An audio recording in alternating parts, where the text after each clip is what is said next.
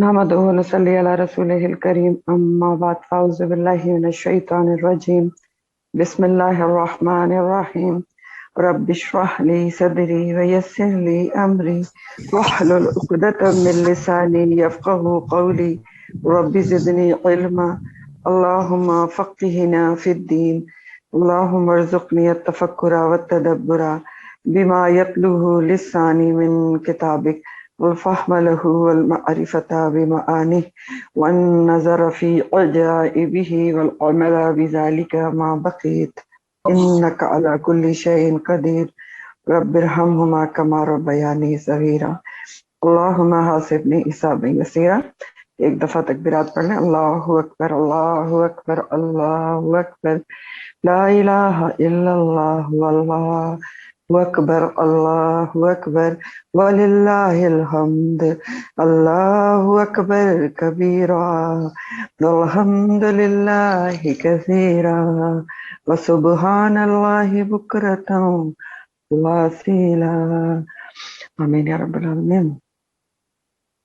تفسیر شروع کرنے سے پہلے ایک چھوٹی سی بات جو میں ہمیشہ ہی آپ سے کہتی رہتی ہوں اور کہتی بھی رہوں گی کہ ٹائم سے تھوڑا سا اگر 5 منٹ پہلے آپ کلاس میں انٹر ہو جائیں.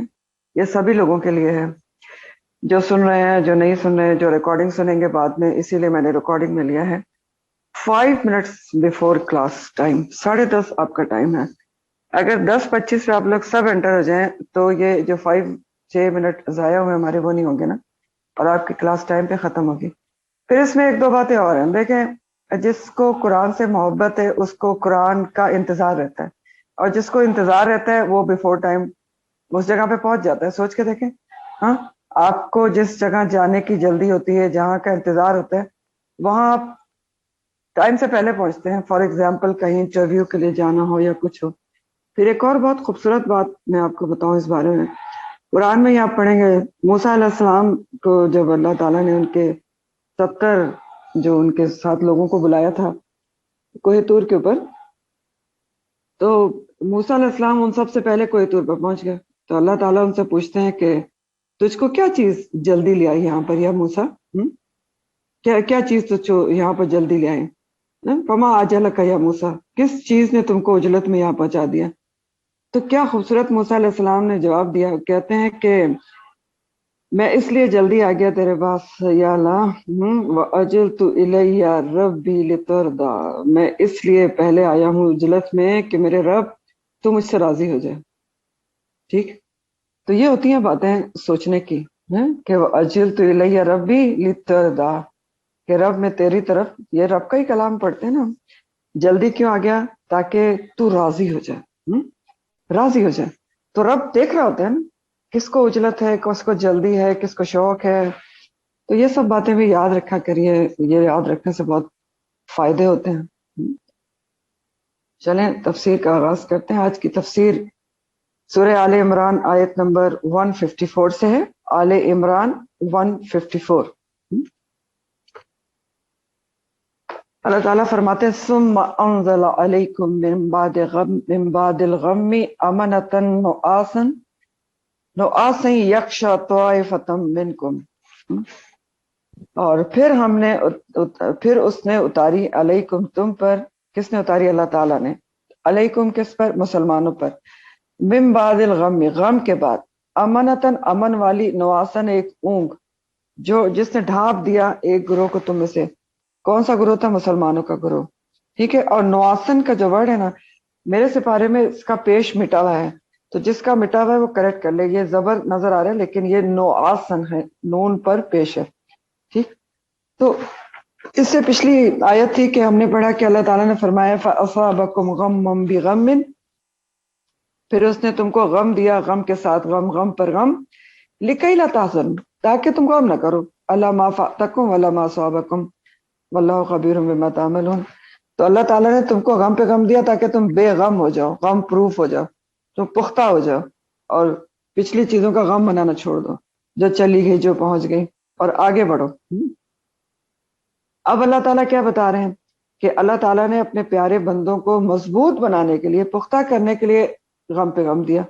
فَأَصَابَكُمْ غَمٌّ بِغَمٍّ لِكَيْ لَا تَحْزَنُوا، تاکہ تم غمگین ہونا چھوڑ دو، غم سے باہر نکل آؤ۔ پھر کیا کیا؟ ان کو غم میں نہیں ڈوبا چھوڑ دیا، ان کے اوپر ایک سکون والی نیند نازل کی۔ اور آپ کو ثم انزل علیکم من بعد الغم امنۃ نعاسا، نعاسن جو ہے نا نیند کے بالکل پہلے درجے کو کہتے ہیں، جس میں حواس جو ہے انسان کے سست پڑ جاتے ہیں، جسم ڈھیلا پڑ جاتا ہے اور ریلیکس فیل ہوتا ہے، نیند کا ابتدائی کیفیت۔ دوسرا درجہ ہوتا ہے نیند کا سنتن، اور تیسرا پھر نوم ہوتا ہے، جو آپ آیت الکرسی میں پڑھتے ہیں نا، لا تأخذہ سنۃ ولا نوم۔ تو پہلا درجہ ہے نواسن، پھر سنتن اور پھر نوم، ٹھیک۔ تو میدان جنگ میں اللہ سبحانہ تعالیٰ نے مسلمانوں کے اوپر ایک جھپکی سی ان کو دی، ایک نواس دی، ان کو اونگ تاری کی، جس سے ان کے حواس ڈھیلے پڑ گئے، ان کو ایک ریلیکس ان کو فیل ہوا۔ یہ بہت بڑی نعمت تھی۔ آپ سوچیں اگر آپ بہت جسمانی اور روحانی طور پر تھکے ہوئے تھے، مسلمان انتہائی غمگین تھے، جسم بھی تھکے ہوئے تھے، زخموں سے چور تھے، اس وقت ایک نیند کا آ جانا ایک بلیسنگ تھی نا۔ جسمانی تھکن بھی دور ہوئی، غم ہلکا ہوا۔ اور ایسا ہوتا ہے کہ انسان تھوڑا سا اگر سو جائے تو اس کا غم بھی ہلکا ہو جاتا ہے اور جسم بھی سکون پا جاتا ہے۔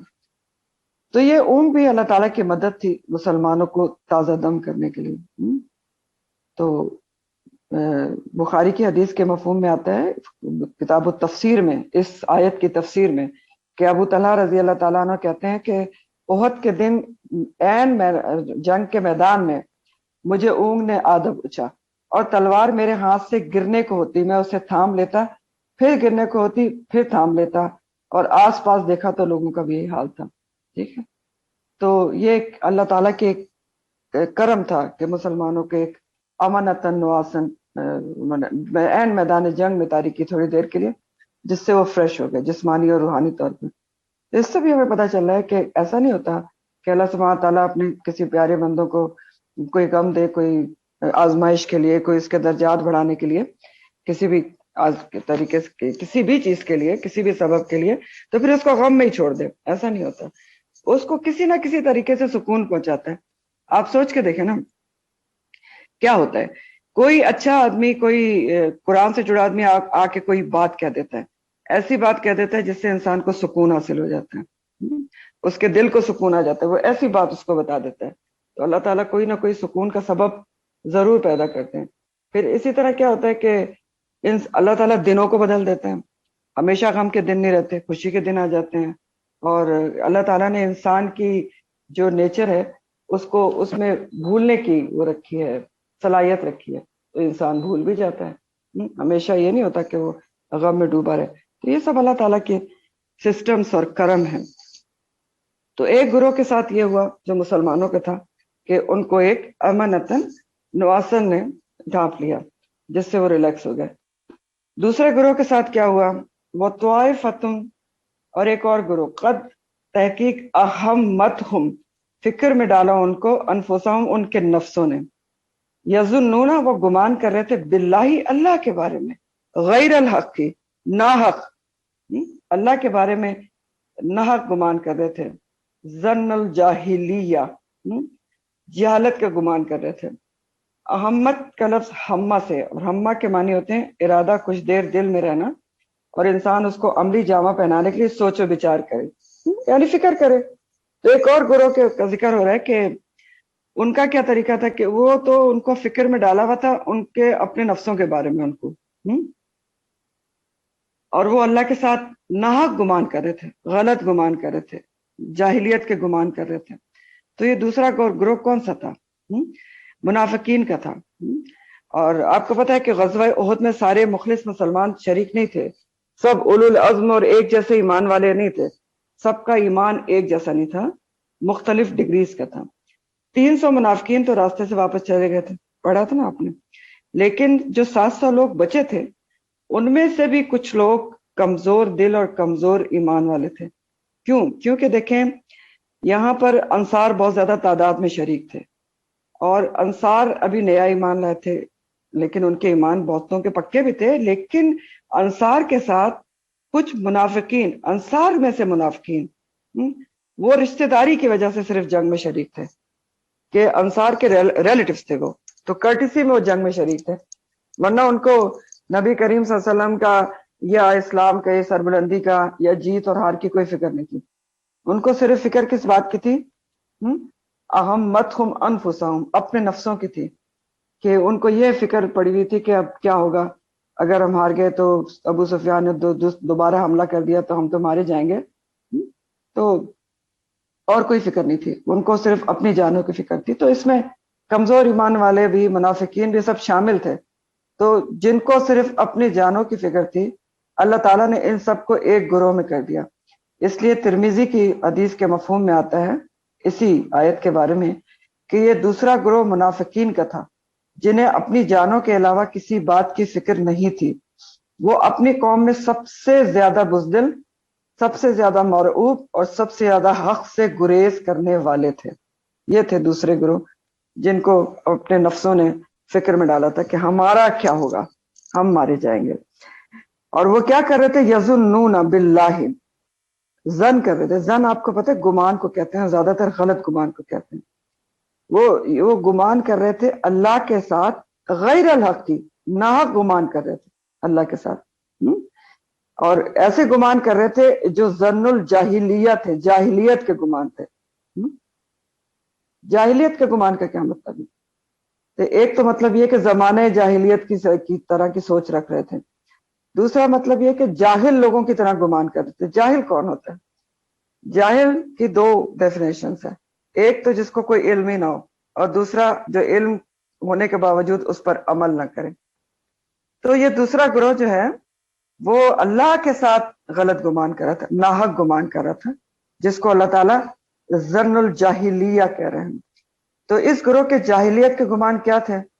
یہی تھے کہ وہ یہ سوچ رہے تھے کب کیا ہوگا، یہ تو شکست کھا گئے، اور یہ سچے نبی ہوتے تو شکست کیوں ہوتی، اور مسلمانوں کی اگر کاز صحیح ہوتی تو مسلمانوں کو ہار کیوں ہوتی.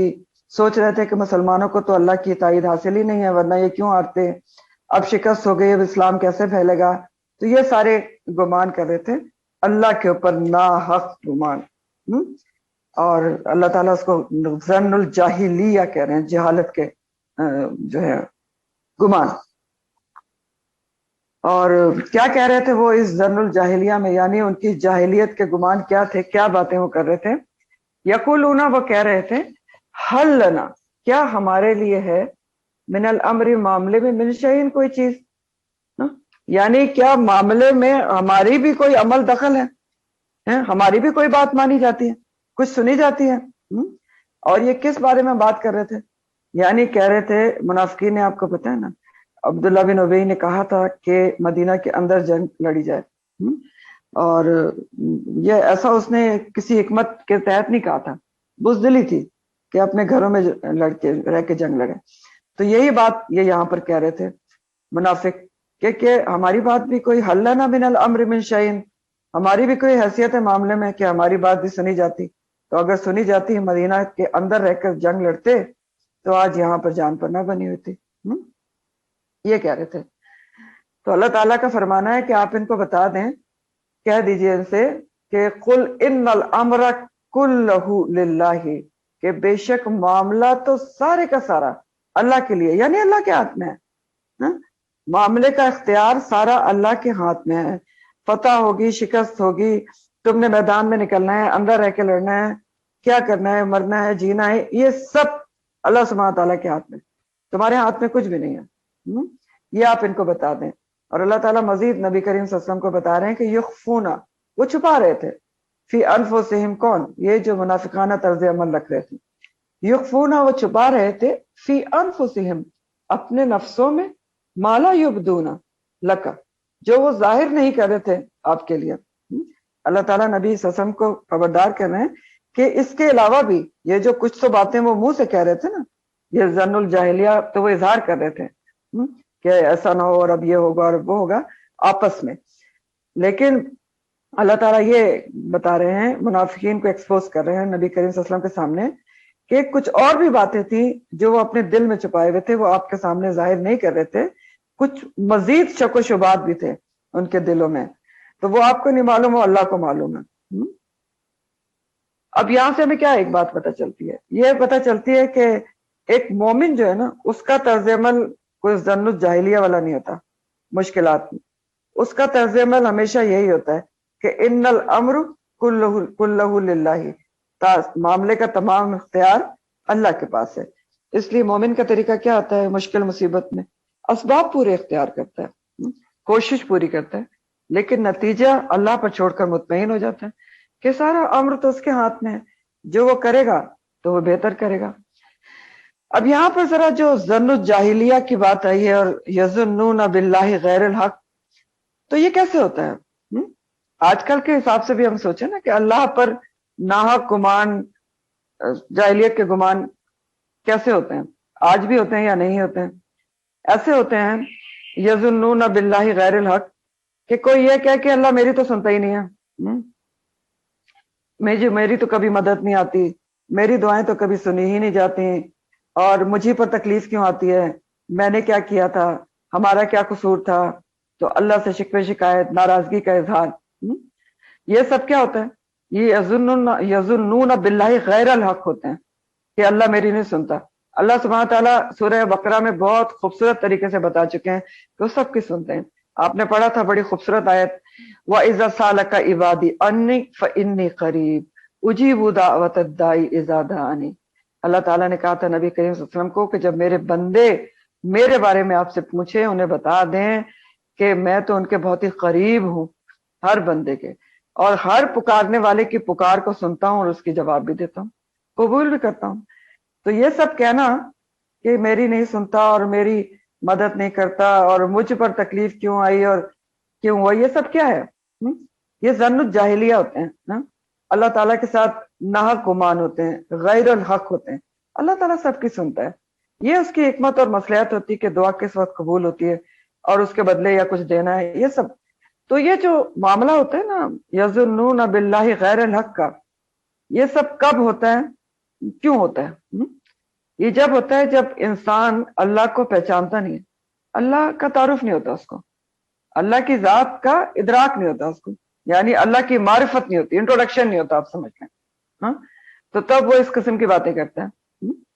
تو ایک لفظ میں یہ ہے کہ اللہ سے ناراضگی کا اظہار کرنا کیا ہے؟ ظن الجاہلیہ ہے، یظنون باللہ غیر الحق ہے۔ تو دیکھیں میں نے کہا کہ یہ ساری باتیں کون کرتا ہے؟ جو اللہ کو پہچانتا نہیں ہے وہ اللہ تعالیٰ سے ایسے گمان کرتا ہے، ناحق گمان، کیونکہ جو پہچان لے نا اللہ تعالیٰ کو، معرفت حاصل ہو جائے، وہ تو جانتا سمجھتا ہے کہ وہ کچھ دے مجھ کو یا مجھ سے لے لے، ہے تو سب اسی کا نا، دیا ہے تو اس کا احسان ہے، لے لیا ہے تو اس کی مصلحت اور حکمت ہوگی، مصلحت اور حکمت ہوگی۔ تو وہ تو کبھی بھی یظنون باللہ غیر الحق نہیں کرتا، ظن الجاہلیہ نہیں کرتا۔ بہرحال مزید بھی کچھ وہ یظنون باللہ غیر الحق کی باتیں کر رہے تھے۔ کیا کہہ رہے تھے منافقین؟ کہہ رہے تھے لو کانا، اگر ہوتا، لنا ہمارے لیے، من الامر معاملے میں، شیء کچھ بھی، ما قتلنا، نہ ہم قتل کی جاتے، ہاہونا اس جگہ۔ مزید کیا کہہ رہے ہیں کہ اگر ہماری بات مانی جاتی، وہی کہ مدینہ کے اندر لے کر جنگ لڑی جاتی، تو آج ہم یہاں مارے نہ جاتے، ہمارا معاملے میں کوئی عمل دخل ہوتا، لو کان لنا من الامر شیء ما قتلنا، تو ہم نہیں مارے جاتے، قتل نہیں کیے جاتے، یعنی ہمارے ساتھی مارے نہ جاتے۔ ان کا یہ خیال تھا کہ میدان جنگ میں نکلنے کی وجہ سے ان کے ساتھی مارے گئے، ان کی موت واقع ہوئی ہے۔ تو اللہ تعالیٰ کیا جواب دے رہے ہیں؟ بڑا زبردست جواب ہے کہ اللہ تعالیٰ کہہ رہے ہیں کہ قل، کہہ دیجئے، لو اگر، کن تم ہوتے تم، فی بیوتکم، اپنے گھروں میں بھی، لبرز الذین، البتہ سامنے میدان میں نکل پڑتے، برزہ کے مطلب ہوتے میدان میں نکلنا، تو اگر تم اپنے گھروں میں بھی بیٹھے ہوتے تو البتہ نکل پڑتے میدان جنگ میں، آ جاتے وہ لوگ، کون سے؟ کتبہ، لکھ دیا گیا، علیہم، جن کے اوپر قتل ہونا، الی مضاجعہم، طرف اپنے قتل گاہوں کے۔ کیا فرما رہے ہیں اللہ تعالیٰ کہ دیکھو یہ تمہاری خام خیالی ہے کہ گھروں میں بیٹھے ہوتے تو تمہیں موت نہیں آتی، جن کے قسمت میں، مقدر میں مرنا لکھا تھا میدان جنگ میں، وہ کسی نہ کسی بہانے اس میدان جنگ میں آ جاتے اور مارے جاتے۔ ہاں کیوں؟ کیونکہ ہر کسی کا موت کا وقت اور موت کی جگہ مقرر ہے، اور وہ کسی نہ کسی بہانے اپنے مقررہ مقام پر پہنچ کر رہتا ہے۔ اور یہ آپ نے عام طور پر بھی دیکھا ہوگا کہیں دور مقام پہ کوئی ہوتا ہے، اس کی موت اللہ تعالیٰ نے کہیں اور لکھی ہوتی کسی طریقے سے، وہاں پہنچ جاتا ہے وہ حیرت انگیز طور پر، ایک دن کے لیے آ جاتا ہے، کچھ آورس کے لیے آ جاتا ہے، اس کا ٹرانزٹ اس جگہ پہ ہو جاتا ہے، کچھ بھی ہو جاتا ہے۔ تو یہ تو اللہ کو پتا ہے کہ جگہ، موت کی جگہ کیا ہے اور وقت کیا ہے اور کس طریقے سے آئے گی۔ اور سورہ لقمان میں یہ بات آتی بھی ہے، سورہ لقمان آیت نمبر 34 ہے، وما تدری نفس بأی ارض تموت، کسی نفس کو اس بات کا علم نہیں کہ وہ کس زمین پر مرے گا، تو کسی کو بھی نہیں پتا کس سرزمین پہ کس وقت کس طریقے سے مرے گا۔ تو اللہ تعالیٰ کہہ رہے ہیں کہ تمہاری یہ خام خیالی کہ تم سمجھ رہے ہو کہ اگر اپنے گھروں میں بیٹھے رہتے تو تم قتل نہیں ہوتے، اگر گھروں میں بھی ہوتے لبرز الذین، تو نکل آتے باہر، میدان میں آ جاتے کسی بھی بہانے، وہ لوگ جن کی قسمت میں قتل ہونا لکھا ہوا ہے، الی مدى، اسباب بتا رہے ہیں کہ کیا سبب تھا اس کے اندر۔ تو اسباب کیا بتا رہے ہیں اللہ تعالیٰ؟ سبب یہ بتا رہے ہیں کہ وَلِيَبْتَلِيَ اللَّهُ، تاکہ آزمائے اللہ تعالیٰ، ما فی صدورکم، جو کچھ تمہارے سینوں میں ہے، یہ آزمانا چاہتا تھا اللہ تعالیٰ، اس لیے یہ فتح کو شکست میں بدلا۔ وَلِيُمَحِّصَ، اور تاکہ وہ چھانٹ دے، خالص کر دے، ما فی قلوبکم، جو تمہارے دلوں میں ہے، واللہ علیم بذات الصدور، اور اللہ خوب جاننے والا ہے سینوں کے بید۔ تو کیا مقصد بتایا اللہ تعالیٰ نے حکمت اس مارکے کی، اس فتح کو شکست میں بدلنے کی؟ کہ اللہ تعالیٰ تمہارا امتحان لینا چاہتا تھا، ابتلا کرنا چاہتا تھا، وَلِيَبْتَلِيَ اللَّهُ، دیکھنا چاہتا تھا کہ تمہارے سینوں میں کیا ہے، کتنا ایمان ہے۔ سینوں میں کیا ہوتا ہے؟ دل ہوتے ہیں نا، تو دلوں کے ایمان کو چیک کرنا چاہتا تھا اللہ تعالیٰ کہ کس کے دل میں کتنا ایمان ہے، اور صرف اللہ تعالیٰ چیک نہیں کرنا چاہتا تھا، کیونکہ واللہ علیم بذات الصدور ہے، وہ خود تمہیں بھی پتہ چل جائے کہ تمہارے دلوں میں کتنا ایمان ہے، اور ایمان والے چھٹ کر الگ ہو جائیں، سیپریٹ ہو جائیں، ان کو خود بھی پتہ چل جائے اپنے ایمان کے لیولز کا، اور لوگوں کو بھی پتہ چل جائے کہ سچے ایمان والے کون سے ہیں۔ اور وَلِيُمَحِّصَ، اور تاکہ وہ چھانٹ لے، خالص کر لیں، ما فی قلوبکم، یعنی تمہارے دلوں کی کمزوریوں، وسوسوں، اندیشوں کو نکال کر وہ تمہارے دلوں کو خالص کرنا چاہتا تھا، صرف ایمان اس میں پڑھنا چاہتا تھا۔ تو یہی ہوا، آپ دیکھیں کہ جنگ احد کا کیا فائدہ ہوا۔ ایک طرف تو اللہ تعالیٰ نے منافقوں کو اس جنگ کے ذریعے واضح کر دیا، سامنے لے آیا، تاکہ لوگ ان کی منافقت سے بچ سکیں۔ واضح ہو گیا نا، جب عبداللہ بن ابی، منافقت جو ہے دل میں ہوتی ہے، ایسے تو نہیں ظاہر ہوتی، اللہ تعالیٰ نے ظاہر کر دی تاکہ آئندہ کے لیے بچ جائیں، تو وہ ظاہر ہو گئے۔ اور دوسری طرف کیا ہوا کہ اللہ تعالیٰ نے مومنوں کو آزمائش کی بھٹی میں تپا کر ان کو کھرا سونا بنا دیا، جو کمزور ایمان والے تھے ان کے بھی ایمان کو مضبوط کر دیا۔ تو گویا یہ جنگ کیا تھی؟ اللہ تعالیٰ کے کہنے کے مطابق ایک آزمائش گاہ تھی، وَلِيَبْتَلِيَ اللَّهُ، تاکہ اللہ تعالیٰ آزمائے مختلف لوگوں کو مختلف طریقوں سے۔ تو واللہ علیم بذات الصدور، اللہ تعالیٰ دلوں کے بھید جانتا ہے، کس کا دل کھرا ہے، کس کا کھوٹا ہے، کون قلبی طور پر مضبوط ہے، کون کمزور ہے۔ لیکن اس نے خود بھی ظاہر کر دیا کہ انسان کو خود بھی پتہ چل جائے کہ میرے دل میں کتنا ایمان ہے، اور یہ بھی ظاہر کر دیا کہ کون منافق ہے اور کون سچا ایمان والا ہے۔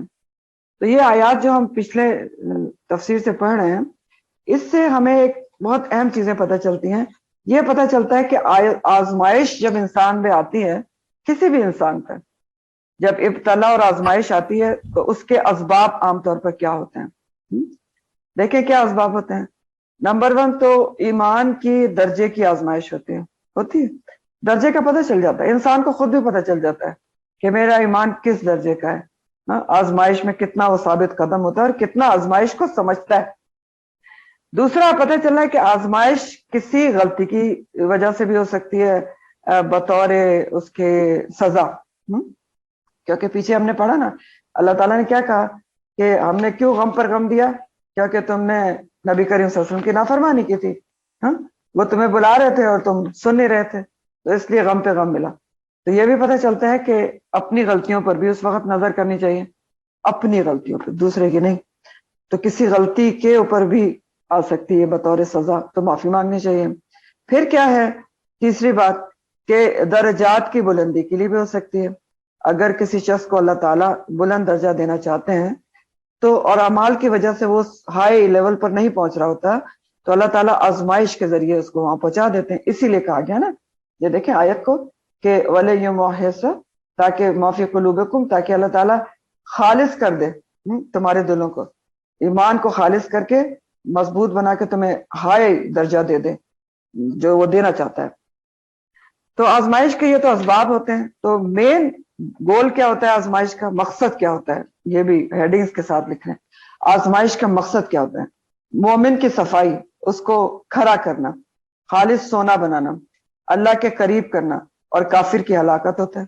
وہ یم حقل کافرین پیچھے پڑا تھا آپ نے، اور مومن کی کو سامنے لانا ہوتا ہے. یہ سب کچھ ہوتا ہے. تو مومن ہمیشہ آزمائش سے گزر کے اللہ سے قریب ہوتا ہے، سمجھتا ہے نا کہ میں اللہ کی نظر میں ہوں. اور جو کمزور ایمان والا ہوتا ہے وہ دور ہو جاتا ہے. مومن ہمیشہ ایمان میں بڑھتا ہے اور کمزور ایمان والے کا ایمان کمزور ہو جاتا ہے. یہ کیسے ہوتا ہے؟ آپ دیکھیں نا، آزمائش میں ہمیشہ آزمائش کا جو آؤٹ کم ہوتا ہے وہ سمجھ لیں، آپ لکھ لیں کہ آزمائش کا نتیجہ کیا ہوتا ہے.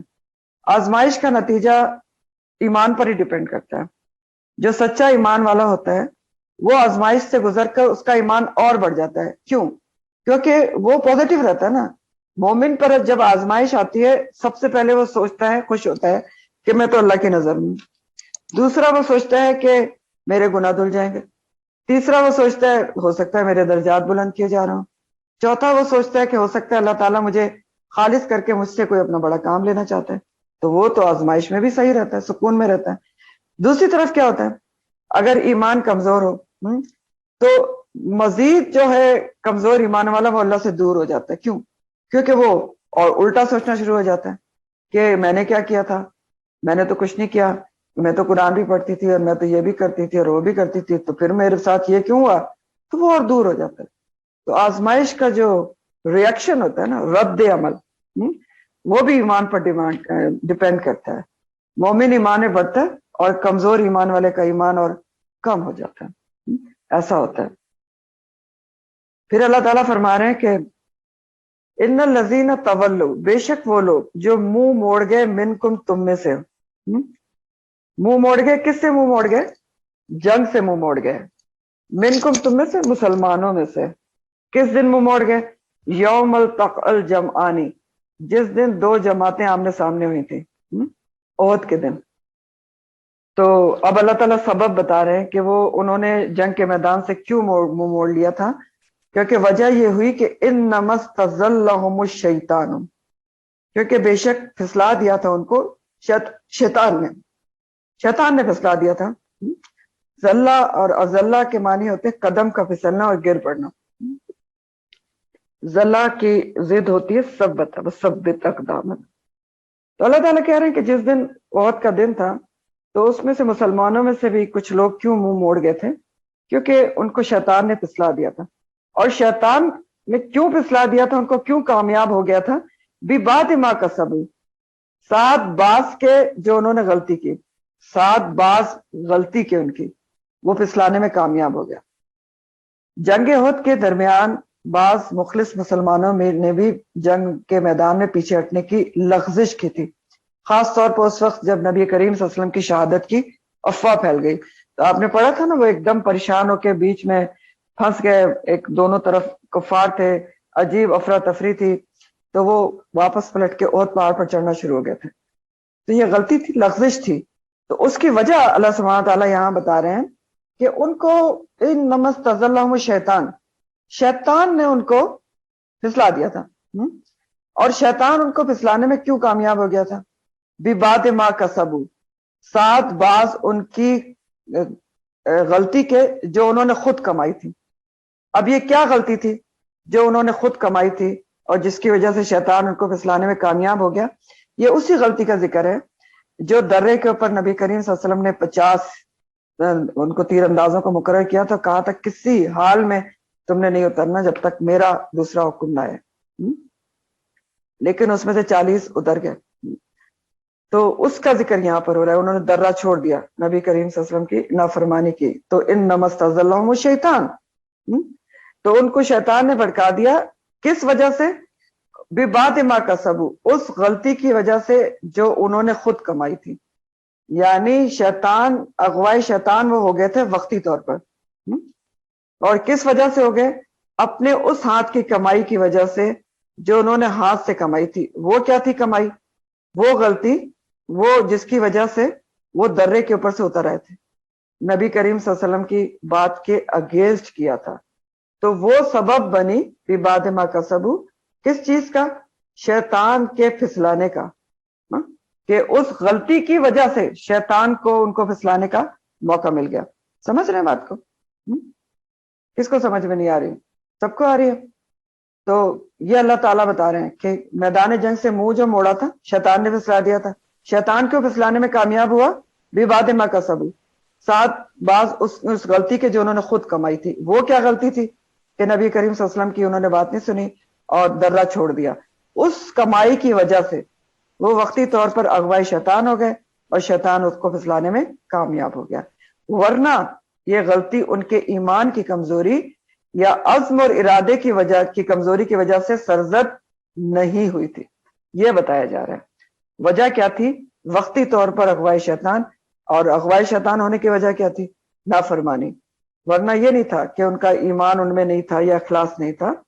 وہ ایمان پر قائم تھے، اخلاص سے جنگ لڑنے آئے تھے، لیکن ان کی پچھلی غلطی کی وجہ سے، نافرمانی کی وجہ سے شیطان ان کو بہکانے پھسلانے میں کامیاب ہو گیا اور وہ میدان جنگ میں پیچھے ہٹ گئے.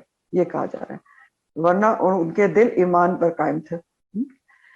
تو اکثر یہ بھی ہوتا ہے، آپ دیکھیں جو یہاں سمجھایا جا رہا ہے کہ ایک گناہ، ایک نافرمانی دوسرے گناہ، دوسرے نافرمانی کو کھینچتا ہے، سبب بنتا ہے. جو اعمال حسنہ ہوتے ہیں اور اعمال سیئہ، یعنی اچھے اعمال اور برے اعمال، دونوں میں ایک قسم کی طاقت ہوتی ہے، ایک فورس ہوتی ہے. انسان اگر ایک نیک کام کرتا ہے تو آپ دیکھیں، آپ کا بھی تجربہ ہوگا، جب آپ ایک نیک کام کرتے ہیں تو آپ کو دوسرے نیک کام کرنے کی طلب ہوتی ہے، رغبت پیدا ہوتی ہے. کیوں؟ کیونکہ آپ کو بہت زیادہ سکون اور اطمینان ملتا ہے، مزہ آپ کو آتا ہے، تو آپ دوسری نیکی کی طرف متوجہ ہوتے ہیں، دوسری نیکی کی توفیق ملتی ہے. تو اسی طرح برا عمل بھی ہے. برا عمل کرنے سے بھی کیا ہوتا ہے؟ ایک برا عمل کرنے سے اگر انسان توبہ نہ کرے تو مزید برے عمل کی رغبت پیدا ہوتی ہے اور انسان برائی پر برائی میں گرفتار ہو جاتا ہے. یہ بھی سوچ کے دیکھیں نا، کہ اگر انسان ایک برائی کرتا ہے، اس کے اوپر توبہ نہیں کرتا، تو پھر وہ انسینسیٹیو ہوتا جاتا ہے برائی سے، اس کو برائی کا احساس نہیں رہتا. پھر وہ دوسری برائی کرتا ہے، تیسری کرتا ہے، اور پھر 2-3 برائیاں کر لے یا 2 ہی برائیاں کر لے یا ایک برائی بھی ایون، تو وہ شیطان کو اندر ہونے کا موقع دے دیتی ہے، وہ اندر آ جاتا ہے اور انسان اغوائے شیطان ہو جاتا ہے. ایسا ہوتا ہے. حافظ ابن قیم کا قول ہے، حدیث نہیں ہے، حافظ ابن قیم بہت مشہور عالم دین گزرے ہیں. وہ کہتے ہیں کہ انسان کے اعمال ایک لشکر کی طرح ہیں. اگر اچھے ہیں تو دشمن کے خلاف تقویت ملتی ہے، اگر برے ہیں تو دشمن کو تقویت ملتی ہے. تو دشمن سے مراد ان کی کیا ہے؟ یہی عدو مبین شیطان. تو آپ دیکھیں، اگر انسان کے عمل اچھے ہوں تو ایک کے بعد ایک نیکی کرتا ہے اور شیطان کے خلاف مضبوط ہو جاتا ہے، قلعہ بن جاتا ہے، اس کا دل شیطان داخل نہیں ہوتا. اور اگر برے اعمال ہوں تو شیطان، آپ جب انسان برائی کرتا ہے نا تو روحانی طور پر کمزور ہوتا ہے، روحانی طور پر کمزور ہوتا ہے، شیطان کو فوراً موقع مل جاتا ہے، تو وہ انسان کو پھسلا دیتا ہے. اور ایک بار کا پھسلنا پھر بار بار پھسلنے کا سبب بھی بن سکتا ہے. یہی بات اللہ تعالیٰ یہاں ان کے لیے بتا رہے ہیں. لیکن بہرحال ان سے تو ایک لغزش ہوئی تھی اور انہوں نے اس کو ریئلائز بھی کیا، معافی بھی مانگی اور اللہ تعالیٰ نے بھی ان کو معاف کر دیا. وَلَقَدْ عَفَا اللَّهُ عَنْهُمْ، البتہ تحقیق اللہ تعالیٰ نے معاف کر دیا ان کو. ان اللہ غفور حلیم. کیوں معاف کر دیا؟ کیونکہ بے شک اللہ تعالیٰ بہت بخشنے والا اور حلیم ہے، بردبار ہے. حلم کیا ہوتا ہے؟ دھیرج کے ساتھ، بردباری کے ساتھ فیصلہ کرنا. تو بے شک اللہ تعالیٰ نے ان کو معاف کر دیا کیونکہ اس کو معلوم تھا کہ یہ جو صحابہ ہیں ان سے محض ایک وقتی طور پر اغوائے شیطان ہو گئے ہیں اور ان کے دل میں ایمان بہت مضبوط ہے اور یہ اخلاص کے ساتھ جنگ کرنے آئے ہیں اور انہوں نے ابھی دین اسلام کو دور دور تک پھیلانا ہے. تو کیونکہ وہ حلیم ہے اس لیے حلم سے فیصلہ کرتا ہے. اور آپ دیکھ رہے ہیں کہ یہاں پر دوسری دفعہ جو احد کے صحابہ سے لغزش ہوئی تھی ان کی معافی کا اعلان کیا جا رہا ہے. دوسری دفعہ ہے نا, پچھلی دفعہ بھی آپ پڑھ چکے ہیں کہ عف اللہ عنہم. تو دوسری دفعہ کیا ہے؟ اصل میں دوسری دفعہ معافی کا اعلان صحابہ کرام کے لیے یہ ایک تنبیہ اور وارننگ ہے کہ صحابہ کرام اللہ کی بارگاہ میں بہت محبوب ہیں. اللہ تعالیٰ نے 2 دفعہ ان کی لغزش کو معاف کیا اور کہا کہ ان کی لغزش کیا تھی؟ آزمائش تھی. یہ بتا دیا کہ وہ تو تمہاری آزمائش تھی. پھر 2 دفعہ کہا کہ معاف کر دیا. تو یہ اس لیے دوسری دفعہ آیا کہ کسی بھی انسان کو یہ جائز نہیں, یہ حق نہیں کہ صحابہ کے بارے میں کوئی غلط بات کرے یا سوچے. اور پھر یہ بھی یاد رکھنا چاہیے کہ دیکھیں یہی صحابہ تھے نا, اللہ تعالیٰ ان کو سکھا رہے تھے یہ ساری چیزیں. ایک سمجھ لیں جیسے میں نے پہلے بھی کہا کہ احد کی جو جنگ تھی ایک آزمائش گاہ تھی, ایگزامینیشن ہال تھا, کھرے کھوٹا کر کے نکالنا تھا. اور پھر آپ دیکھیں کہ سارے صحابہ سے غلطی نہیں ہوئی تھی, چند لوگ تھے, ورنہ نبی کریم صلی اللہ علیہ وسلم کے اوپر ان کے دفاع میں جان ساری سے لڑنے والے تو بہت سارے لوگ تھے جو ان کے ارد گرد جمع ہو گئے تھے. اور اس میں کئی لوگوں کے تو نام بھی سیرہ کی بکس میں آتے ہیں, حضرت ابو بکر صدیق, حضرت عمر, حضرت علی, حضرت سعد بن ابی وقاص, حضرت طلحہ بن عبید اللہ, زبیر بن عوام, عبد الرحمن بن عوف. اور یہ سب وہ صحابہ ہیں جو آپ کے ارد گرد موجود تھے اور بہت ہی بے جگری سے انہوں نے آپ کا دفاع کیا اور آپ کو بچایا. اور یہ سارے صحابہ جن کا میں نے آپ کو ابھی نام بتایا ہے یہ عشرہ مبشرہ میں شامل ہیں. عشرہ مبشرہ کس کو کہتے ہیں؟ وہ 10 صحابی جن کو ان کی زندگی میں جنت کی بشارت دے دی گئی. ٹھیک ہے, ان کو عشرہ مبشرہ کہتے ہیں. عشرہ 10 اور مبشرہ جن کو خوشخبری دے دی گئی. تو عشرہ مبشرہ میں 10 صحابی ہیں, 4 تو خلفائے راشدین ہیں, حضرت یہ ابو بکر, عمر اور حضرت علی اور عثمان. اس کے علاوہ زبیر بن عوام جو یہاں پر موجود ہیں آپ صلی اللہ علیہ وسلم کے دفاع میں, ابو عبیدہ بن جراح وہ بھی موجود تھے, عبد الرحمن بن عوف وہ بھی موجود تھے, سعد بن ابی وقاص وہ بھی موجود تھے, طلحہ بن عبید اللہ اور وہ بھی موجود تھے, اور ایک اور ہے سعید بن زید. تو انہوں نے بے جگری سے لڑے ہیں, سب کوئی پیچھے نہیں ہٹ گئے تھے, چند لوگ تھے. تو اسی لیے آپ دیکھیں کہ بخاری کی حدیث کے مفہوم میں آتا ہے کہ احد کے دن سعد بن ابی وقاص نے اتنے تیر چلائے کہ نبی کریم صلی اللہ علیہ وسلم نے اپنے تیر بھی ان کے لیے بکھیرتے ہوئے فرمایا چلاؤ تم پر میرے ماں باپ فدا ہوں. اور صحابہ کہتے ہیں کہ یہ الفاظ کسی اور کے لیے آپ نے نہیں بولے. ابو طلحہ جو تھے انہوں نے شدید آپ کا دفاع کیا. جب ان کی تلوار ٹوٹ کر گر گئی تو انہوں نے اپنے ہاتھ پر تلوار اور تیروں کو روکا, انگلیاں کٹ کر گر گئیں تو ان کے منہ سے صرف ہلکی سی سی کی آواز نکلی. اور اس پر بھی نبی کریم صلی اللہ علیہ وسلم نے فرمایا کہ اگر تم بسم اللہ کہتے تو تمہیں فرشتے اٹھا لیتے اور لوگ دیکھتے رہتے. یعنی ایک بے معنی لفظ کے بجائے اگر تم تکلیف پر بھی بسم اللہ کہتے تو فرشتے تمہارے درجات بلند کر دیتے. تو اللہ تعالیٰ نے معاف کر دیا کیونکہ اللہ تعالیٰ کو پتا تھا کہ انہوں نے ابھی دور دور تک اسلام پھیلانا ہے, اور اللہ تعالیٰ بخشنے والا بردبار ہے کہ اس نے معاف کیا. اور معاف کرنے کے کئی ثبوت موجود ہیں. ایک تو صاف صاف اللہ تعالیٰ قرآن میں اعلان کر رہے ہیں کہ معاف کر دیا, 2 دفعہ کہہ رہے ہیں. پھر اونگ جو طاری کی گئی آپ نے پڑھا کہ تازہ دم ہو جائیں, غم بھول جائیں. اور پھر یہ جو اللہ تعالیٰ نے 2 دفعہ کہا کہ یہ ساری کیا تھی چیزیں جو تمہارے پر آئی, آزمائش تھی تمہاری لیے, یبتلی اللہ, آزمائش تھی. تو یہ سب چیزیں ہیں جو ہمیں بتاتی ہیں کہ وہ بہت ہی مقرب اور محبوب درجہ رکھتے ہیں صحابہ کرام اللہ کے نزدیک.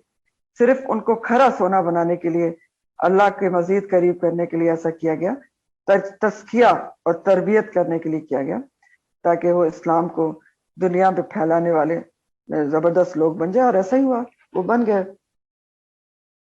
اب آپ دیکھیں یہاں تک جو جنگ احد کے واقعے کو اللہ تعالیٰ اتنی تفصیل سے بیان کر رہے ہیں تو اس کے کچھ مقاصد ہوں گے نا, ظاہر ہے. تو تھوڑے سے مقاصد کو ہم سم اپ کر لیتے ہیں اپنے لیے کہ ابھی تک اس سے ہمیں کیا نصیحت اور سبق حاصل ہوتی ہے. پہلے دیکھیں جہاں سے بات شروع ہوئی تھی, اللہ تعالیٰ نے کہا تھا کہ اذ ہمت طائفتان ان تفشلا, جب 2 گروہوں نے ارادہ کیا کہ وہ کمزوری دکھائیں. تو اللہ تعالیٰ نے وہاں پر کیا کہا تھا کہ وہ دونوں گروہ جو تھے مسلمان تھے, مومن تھے, اس لیے کیا ہوا کہ اللہ تعالیٰ ان کا ولیہما ہو گیا. ٹھیک ہے, اور اللہ تعالیٰ نے ان کو کیا ہدایت کی تھی, وَعَلَى اللَّهِ فَلْيَتَوَكَّلِ الْمُؤْمِنُونَ, کہ مومنوں کو چاہیے کہ اللہ پر توکل کریں. تو اس سے کیا سبق ملتے ہیں کہ جو فشل ہوتا ہے نا، فشلہ کمزوری کم ہمتی، اس کا علاج کیا ہے کہ اللہ پر توکل کرنا چاہیے مسلمان کو۔ یہ ہمیں بتایا گیا تھا کہ جب ہی کسی کام میں دل چھوٹا ہو رہا تو کیا کریں آپ، کہ اللہ پر توکل کریں، وہی ذات ہے جو کامیابی سے ہم کنار کر سکتی ہے۔ پھر کیا تھا، اب دیکھیں کہ اللہ اور رسول کی اطاعت کا حکم دے گیا، وَأَطِیعُوا اللَّهَ وَأَطِیعُوا الرَّسُولَ۔ تو اس میں بھی ہمارے لیے بہت ہی بڑا سبق ہے کہ اللہ کے احکامات پر مکمل طور پر عمل کرنے کی کوشش کرنا چاہیے۔ اطیع اللہ و اطیع الرسول کا مطلب کیا ہوتا ہے؟ یہ تو نہیں ہے کہ ایک دو حکم پر عمل کر گیا جو پسند آگے آسان لگے اور ایک دو کو چھوڑ دیا، نہیں۔ اللہ تعالیٰ قرآن میں کہتے ہیں نا کہ یا ایھا الذین آمنوا ادخلوا فی السلم کافہ، پورے کے پورے دین میں داخل ہو جاؤ۔ تو پورے کا پورا دین میں داخل ہونے کی کوشش کرنا چاہیے، اللہ اور رسول کے تمام احکامات پر عمل کرنے کی کوشش کرنا چاہیے نا، سنتوں کو بھی زیادہ سے زیادہ رائج کرنے کی کوشش کریں۔ اور یہ بھی پتہ چلتا ہے کہ بعض دفعہ صرف سنت رسول سے روگردانی، اس کو ہلکا لینا، اس پر بھی آزمائش ہو سکتی ہے۔ رسول کے حکم کی روگردانی کتنی نا ہمیں۔ پھر اللہ تعالیٰ نے مسلمانوں کو مضبوط کرنے، اپنا ایمان مضبوط کرنے کی ہدایت کی تھی کہ اگر تم اعلیٰ رہنا چاہتے ہو، بلند غالب رہنا چاہتے ہو، تو انتم الاعلون ان کنتم مومنین، اگر تم مومن ہو تب تم سب کے اوپر اعلیٰ رہو گے، اگر ایمان ہی تمہارا ختم ہو گیا تو تم نہیں رہو گے۔ پھر موت کا ڈر نکالا گیا کتابم مؤجلہ کی بات بتا کے، موت برحق ہے، لکھی ہوئی ہے، اس کا وقت بھی جیسے لکھی ہے جہاں آنی ہے، اس لیے دشمن سے ڈرنے اور دبنے کی ضرورت نہیں ہے۔ پھر ربیون کی مثال بہت بڑی دی گئی، وہ بھی ہمارے لیے تھی کہ ربیون جو اللہ والے ہوتے ہیں، ان کو جب اللہ کا کوئی کام کرنے کے لیے وہ ڈٹرمنیشن سے جم جائیں تو ان کو اپنے اندر سے 3 صفات لازمی نکال دینا چاہیے، وہن، دوف اور استقانت۔ وہن یعنی ارادے اور دل کی کمزوری، جسمانی کمزوری کو اوورکم کرنے کی کوشش کرنا چاہیے، اور استقانت آخری دم تک ڈٹ کر کام کرنے کی اسپرٹ ہونا چاہیے۔ کیونکہ دیکھیں یہ جو 3 چیزیں ہیں نا، اگر انسان میں پیدا ہو جائیں تو انفرادی طور پر کیا ہوتی ہیں، وہ کوئی بڑا کام نہیں کر سکتا۔ اگر وہن ہو جائے اور دوست کو اوور کم نہ کرے، استقامت پیدا ہو جائے تو بڑا کام نہیں کر سکتا، شروع میں تھک جائے گا یا تھوڑا کام کر کے تھک جائے گا۔ اور اجتماعی طور پہ کیا ہوتا ہے ایز اے قوم، کہ ایسی قومیں جن میں یہ تینوں چیزیں پیدا ہو جائیں نا، وہ پھر ہر کسی سے دبتی ہیں، ہر کسی سے دبتی ہیں، کبھی کسی سے کبھی کسی سے، وہ پیسے نہیں دے گا، وہ یہ ہو جائے گا، وہ ناراض ہو جائے گا۔ تو پھر جس قوم میں یہ 3 چیزیں پیدا ہو جائیں تو پھر یہی کچھ ہوتا ہے جو آپ دیکھ رہے ہیں۔ پھر کیا کیا اللہ تعالیٰ نے ہدایت کی کہ ہاں، ربیون کی دعا کے ذریعے بھی ہمیں سمجھایا گیا کہ دیکھو اللہ والوں کی دعائیں ایسی ہوتی ہیں کہ وہ سب کچھ کر کے بھی، اللہ والے ہو کر بھی اپنی غلطیوں پر نظر رکھتے ہیں اور بخشش مانگتے ہیں اللہ تعالیٰ سے، اور اسراف کے اوپر نظر رکھتے ہیں کہ کہیں مجھ سے اسراف تو نہیں ہو رہا کہ اللہ تعالیٰ مجھ سے ناراض ہو جائے۔ پھر یہ تاکید کی گئی کہ کافروں کی اطاعت نہ کرو، کیوں؟ کیونکہ وہ تمہیں پھیر دیں گے، ردوکم یردوکم، وہ پھیر دیں گے تمہیں، دین میں الٹا چلا دیں گے، ٹھیک ہے۔ تو اس سے بھی اگر اس کو ہم اپنے متعلق سوچیں نا، تو اس میں ہمارے لیے ایک بہت اہم سبق ہے جو آپ کو سمجھنے سے تعلق رکھتا ہے۔ دیکھیں، جو دین سے جڑے ہوئے لوگ ہوتے ہیں نا، جو دین کی تعلیم حاصل کر رہے ہوتے ہیں یا دین کی تعلیم دے رہے ہوتے ہیں یا دین پھیلانے میں کسی طریقے سے لگے ہوتے ہیں، ان کو اگر اس دین پھیلانے میں کوئی مشکل پیش آ جائے تو ان کو کبھی بھی ایسے دوست، ایسے شخص سے مشورہ نہیں کرنا چاہیے جو خود قرآن سے جڑا ہوا نہیں ہے۔ کیا نقصان ہوتا ہے اس کا؟ بے شک وہ آپ کا بہت پکا دوست ہے، لیکن وہ قرآن سے اٹیچ نہیں ہے، تو اب کیا ہے، وہ قرآن کی اہمیت کو نہیں سمجھتا، تو وہ غلط مشورہ آپ کو دے سکتا ہے۔ اگر آپ اس سے اس بارے میں مشورہ لینا چاہیں گی کہ میں تو پڑھا رہی تھی یا میں پڑھ رہی تھی لیکن بڑے ایشوز آ رہے ہیں تو میرا تو یہ طبیعت خراب ہے، یا کوئی بھی اینی ایشو، تو یہ جو ایڈوائس ہے، مشورے ہیں، کبھی بھی ایسے دوست سے نہیں لینا چاہیے جو قرآن سے جڑا ہوا نہیں ہے۔ یہ بہت قیمتی بات ہے، آپ اس کو سمجھ لیں۔ کیوں؟ کیونکہ وہ غلط نہیں ہے لیکن وہ اہمیت نہیں سمجھتا نا قرآن کی۔ وہ آؤٹ آف سنسیئرٹی کچھ بھی کہے گا لیکن اس کو قرآن کی امپورٹنس نہیں پتا، قرآن کی قیمتی پناہ نہیں پتا اس کو، تو وہ آپ کو غلط مشورہ دے سکتا ہے۔ کیا پھیر سکتا ہے نا آپ کو دین کی تعلیم سے، وہ کہہ دے گا بیمار تو کیا ضرورت پڑی ہے ذہن پہ بوجھ ڈالنے کی، اور جان ہے تو جہان ہے, ابھی چھوڑ دو, بعد میں دیکھ لیا جائے گا, تم کون سا ابھی زندگی ختم ہو گئی ہے. یا آپ نے کہا کہ میرے گھر والے بہت اگینسٹ ہیں, تو کہے گا دیکھو گھر والوں کو بھی تو ناراض نہیں کرنا چاہیے. تو وہ اس قسم کے غلط مشورے دے سکتے ہیں. تو اس لیے مشورہ کس سے لینا چاہیے؟ جو خود دین سے جڑا ہوا, جس کو اہمیت پتا ہو. تو وہ آپ کو پھیرے گا نہیں, وہ آپ کو اور جوڑے گا. وہ کیا مشورہ دے گا آپ کو؟ وہ آپ کو بتائے گا کہ دیکھو قرآن تو کہتا ہے وہ شفا ہے, اگر آپ کی طبیعت خراب ہے تو آپ اگر قرآن پڑھیں گے تو آپ کو اور شفا ہوگی, چھوڑنے سے تھوڑی ہوگی. تو یہ بھی ایک بہت اہم بات ہے. پھر اگلا سبق یہ بھی دیا گیا کہ جو لوگ اللہ پر بھروسہ کرتے ہیں اور اس کے ساتھ کسی کو شریک نہیں ٹھہراتے, تو اللہ تعالیٰ ان کے دشمنوں کے دلوں میں ان کا روب ڈال دیتے ہیں. اگر شریک ٹھہرانا شروع کر دیں اللہ تعالیٰ کا, تو دشمن پر روب ختم ہو جاتا ہے. اور یہ بتایا گیا کہ اللہ کی مدد حاصل کرنے کے دو راستے ہیں, صبر و تقوی. آپ نے پڑھا تھا وَإِن تَصْبِرُوا وَتَتَّقُوا, وہ تمہارے پاس بے شک بہت جوش میں بھی آئے, اللہ تعالیٰ تمہاری مدد کر سکتا ہے, فرشتوں سے بھی کر سکتا ہے. وَإِن تَصْبِرُوا وَتَتَّقُوا, یہ بتایا گیا. پھر یہ بھی سمجھایا گیا کہ اللہ رسول کے کسی ایک حکم کی نافرمانی بھی شیطان کے پھسلانے اور بہکانے کا سبب بن سکتی. ابھی پڑھا آپ نے, ایک حکم. تو اور خاص طور پر اللہ تعالیٰ نے مومنین کو یہ سب سے بڑا سبق دیا ہے کہ آزمائش اور مصائب مومن کو خالص کرنے کے لیے, نکھارنے کے لیے آتے ہیں. گناہ دھل جاتے ہیں, تربیت ہو جاتی ہے, تزکیہ ہو جاتا ہے, اللہ کا قرب مل جاتا ہے. تو یہ ساری چیزیں دیکھیں تو کتنی خوبصورت چیزیں اللہ تعالیٰ نے. احد پر اتنا ڈیٹیل تبصرہ ایسے ہی تھوڑی کیا گیا قرآن میں, یہ کہ ہمارے لیے یہ ساری چیزیں سمجھائی گئی ہیں کہ ہم ان باتوں کو سمجھیں. چلیں آگے اللہ تعالیٰ کیا فرما رہے ہیں. اللہ تعالیٰ کہتے ہیں یا ایھا الذین آمنو, اے لوگو جو ایمان لائے. اہل ایمان سے خطاب ہے, تو اہم خطاب ہے اور اہم بات ہے. اور تاکید کیا کی جا رہی ہے کہ اے لوگو جو ایمان لائے ہو, لا تکونو, نہ تم ہو جانا, کالذین, ان لوگوں کی طرح, کفروا, جنہوں نے کفر کیا. ان لوگوں کی طرح نہ بن جانا, ان کے جیسے نہ ہو جانا جنہوں نے کفر کیا. وقالو, اور انہوں نے کہا, کنہوں نے؟ جنہوں نے کفر کیا. لاخوانہم, اپنے بھائیوں کے لیے, اذا ضربوا, جب وہ چلے پھرے فی الارض, زمین میں, یعنی سفر پر نکلے. وکانو, یا وہ تھے, غزن, لڑنے والے, غازی کی جمع ہے غزن. لو کانو, اگر وہ ہوتے ہمارے پاس, کاش وہ ہوتے ہمارے پاس, ان دنا ما ماتو, تو نہ وہ مرتے, وما قتلوا, نہ وہ قتل کیے جاتے. ٹھیک. اب کیا ہوا؟ اللہ تعالیٰ جنگ احد کے بعد اب مسلمانوں کو یہ ہدایت دے رہے ہیں کہ کفار کی طرح نہ ہو جاؤ, ان لوگوں کی طرح نہ ہو جانا. وَلَا تَكُونُوا كَالَّذِينَ كَفَرُوا, تو کفار سے مراد یہاں کون ہے؟ یہاں کفار سے مراد منافقین ہیں, اور خاص کانٹیکس میں مدینہ کے منافقین, انصار میں جو منافقین تھے ان کے بارے میں کہا جا رہا ہے. پیچھے بھی میں نے بھی آپ کو یہ بات بتائی نا, جس میں خبردار کیا گیا. تو یہاں پر خطاب اس وقت کے اہل ایمان سے بھی ہے, اور کیونکہ قرآن رہتی دنیا کے لیے, اس لیے تمام مسلمانوں سے خطاب ہے کہ اے ایمان والو, لا تکونو, ان کافروں منافقوں کی طرح نہ ہو جانا جنہوں نے اپنے بھائیوں کے لیے کہا, وقالو لاخوانہم, اور بھائیوں سے کیا مراد ہے یہاں پر؟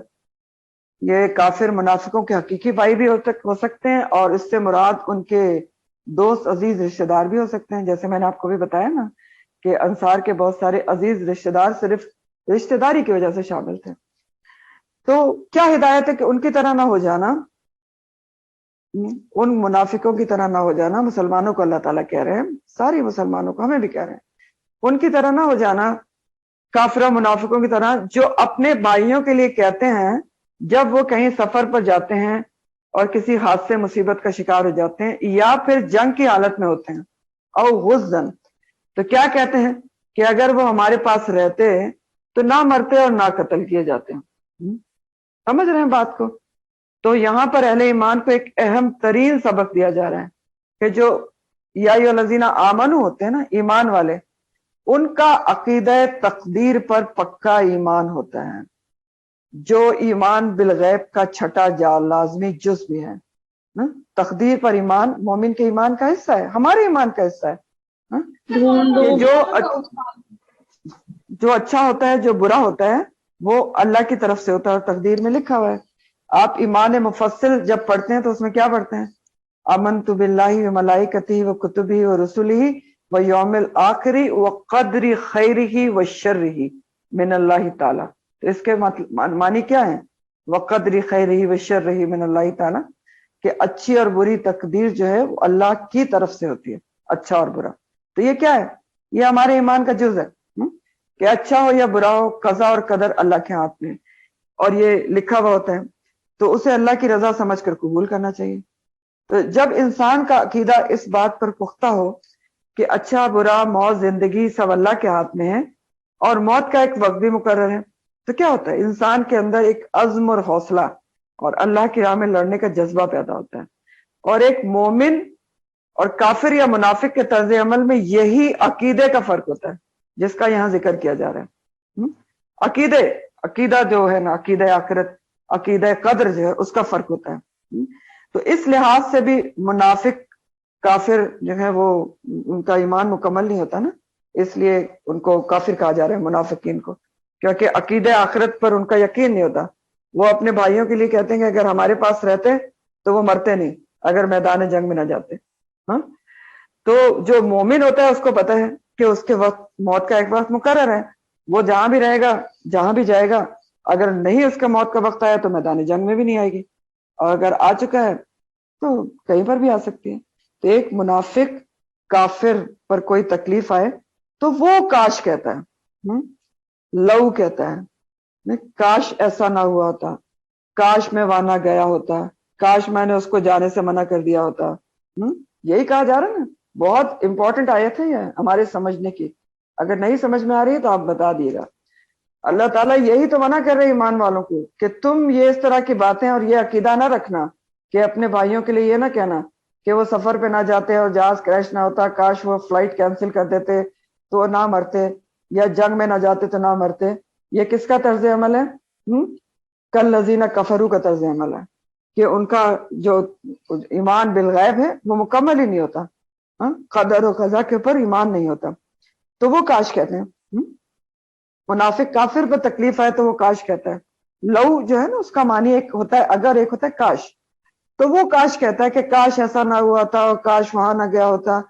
اور یہ جو کاش ہے نا، وہ یہ اس کو کبھی سکون اور چین سے رہنے نہیں دیتا، بے چین رہتا ہے. جبکہ ایک مومن کو تکلیف پہنچتی ہے اور اس کو من جانب اللہ سمجھتا ہے کہ یہ میری قسمت میں ایسا لکھا تھا، آزمائش سمجھ کر صبر و سکون سے اس کو جھیلتا ہے، تو کبھی کاش نہیں کہتا. تو اس کے دل کو چین آ جاتا ہے، بے سکونی ختم ہو جاتی. بے سکون نہیں ہوتا نا. سوچ کے دیکھیں نا، کاش کیا کرتا ہے؟ دل میں ایک پچھتاوا. کاش کا مطلب کیا؟ پچھتانا. پچھتاتا ہے انسان تو بے چینی ہوتی ہے. تو یہ کون کہتے ہیں؟ کالذین کفروا کا یہ طرز عمل ہوتا ہے. یہ اللہ تعالیٰ بتا رہے ہیں اور مومنوں کو منع کر رہے ہیں کہ تم ایسی باتیں نہ کیا کرو. پھر اللہ تعالیٰ مزید کہہ رہے ہیں کہ لِیَجْعَلَ اللَّهُ ذَلِکَ حَسْرَةً فِی قُلُوبِہِمْ، تاکہ کر دے اللہ تعالیٰ اس کو حسرت کا باعث ان کے دلوں میں. کس کو حسرت کا باعث کر دے؟ کس کے دلوں میں؟ یہ جو کاش کہنا ہے، غلط عقیدہ ہے، اس کو اللہ تعالیٰ حسرت کا باعث بنا دیں کافر منافق کے دلوں میں. ٹھیک، یہ کہا جا رہا ہے. اس لیے وہ کاش سے باہر نہیں نکلتے، یہ کہا جا رہا ہے. پھر اللہ تعالیٰ اس کو ذالکہ کیا ہے؟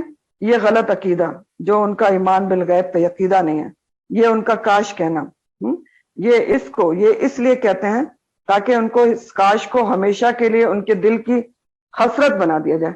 حسرت کہتے ہیں پچھتاوے کو. ان کے دلوں کی بے چینی بنا دیا جائے، کبھی سکون ہی سے نہ رہیں، کبھی اس کاش سے باہر ہی نہ آ سکیں.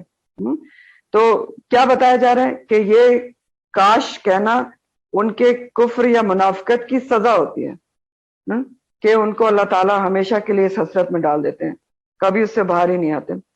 اور کیوں حسرت بنا دیتے ہیں ان کے دلوں کی، کافروں منافقوں کی، اس کاش کہنے کو؟ کیونکہ وہ عقیدہ تقدیر کے خلاف عمل اور بات کر رہے ہیں نا. ایمان بالغیب کے اہم جز کے خلاف بات کر رہے ہیں. ایمان بالغیب کا بھی میں نے آپ کو بتایا نا جز ہے، وہ قدر خیرہ و شرہ من اللہ تعالیٰ ہوتی ہے. تو جو اس طرح کی باتیں کرے اس کا مطلب ہے اس کا ایمان تو مکمل ہی نہیں ہے. تو کافر منافق ہی ایسی بات کر سکتا ہے، اور کرتا ہے تو بطور سزا یہ باتیں اس کے دل کی حسرت بنا دی جاتی ہیں، ہمیشہ اس حسرت میں ڈوبا رہتا ہے. ورنہ مومن کو تو پتا ہوتا ہے نا کیا پتا ہوتا ہے؟ واللہ یحیی و یمیت، کہ اللہ تعالیٰ زندہ کرتا ہے اور وہ موت دیتا ہے، اور واللہ بما تعملون بصیر ہے۔ مومن کو پتا ہوتا ہے کہ اللہ ہی کے ہاتھ میں زندگی اور اللہ ہی کے ہاتھ میں موت ہے، اللہ ہی کی چاہت سے انسان زندہ رہتا ہے اور مرتا بھی اس کے اذن سے ہے۔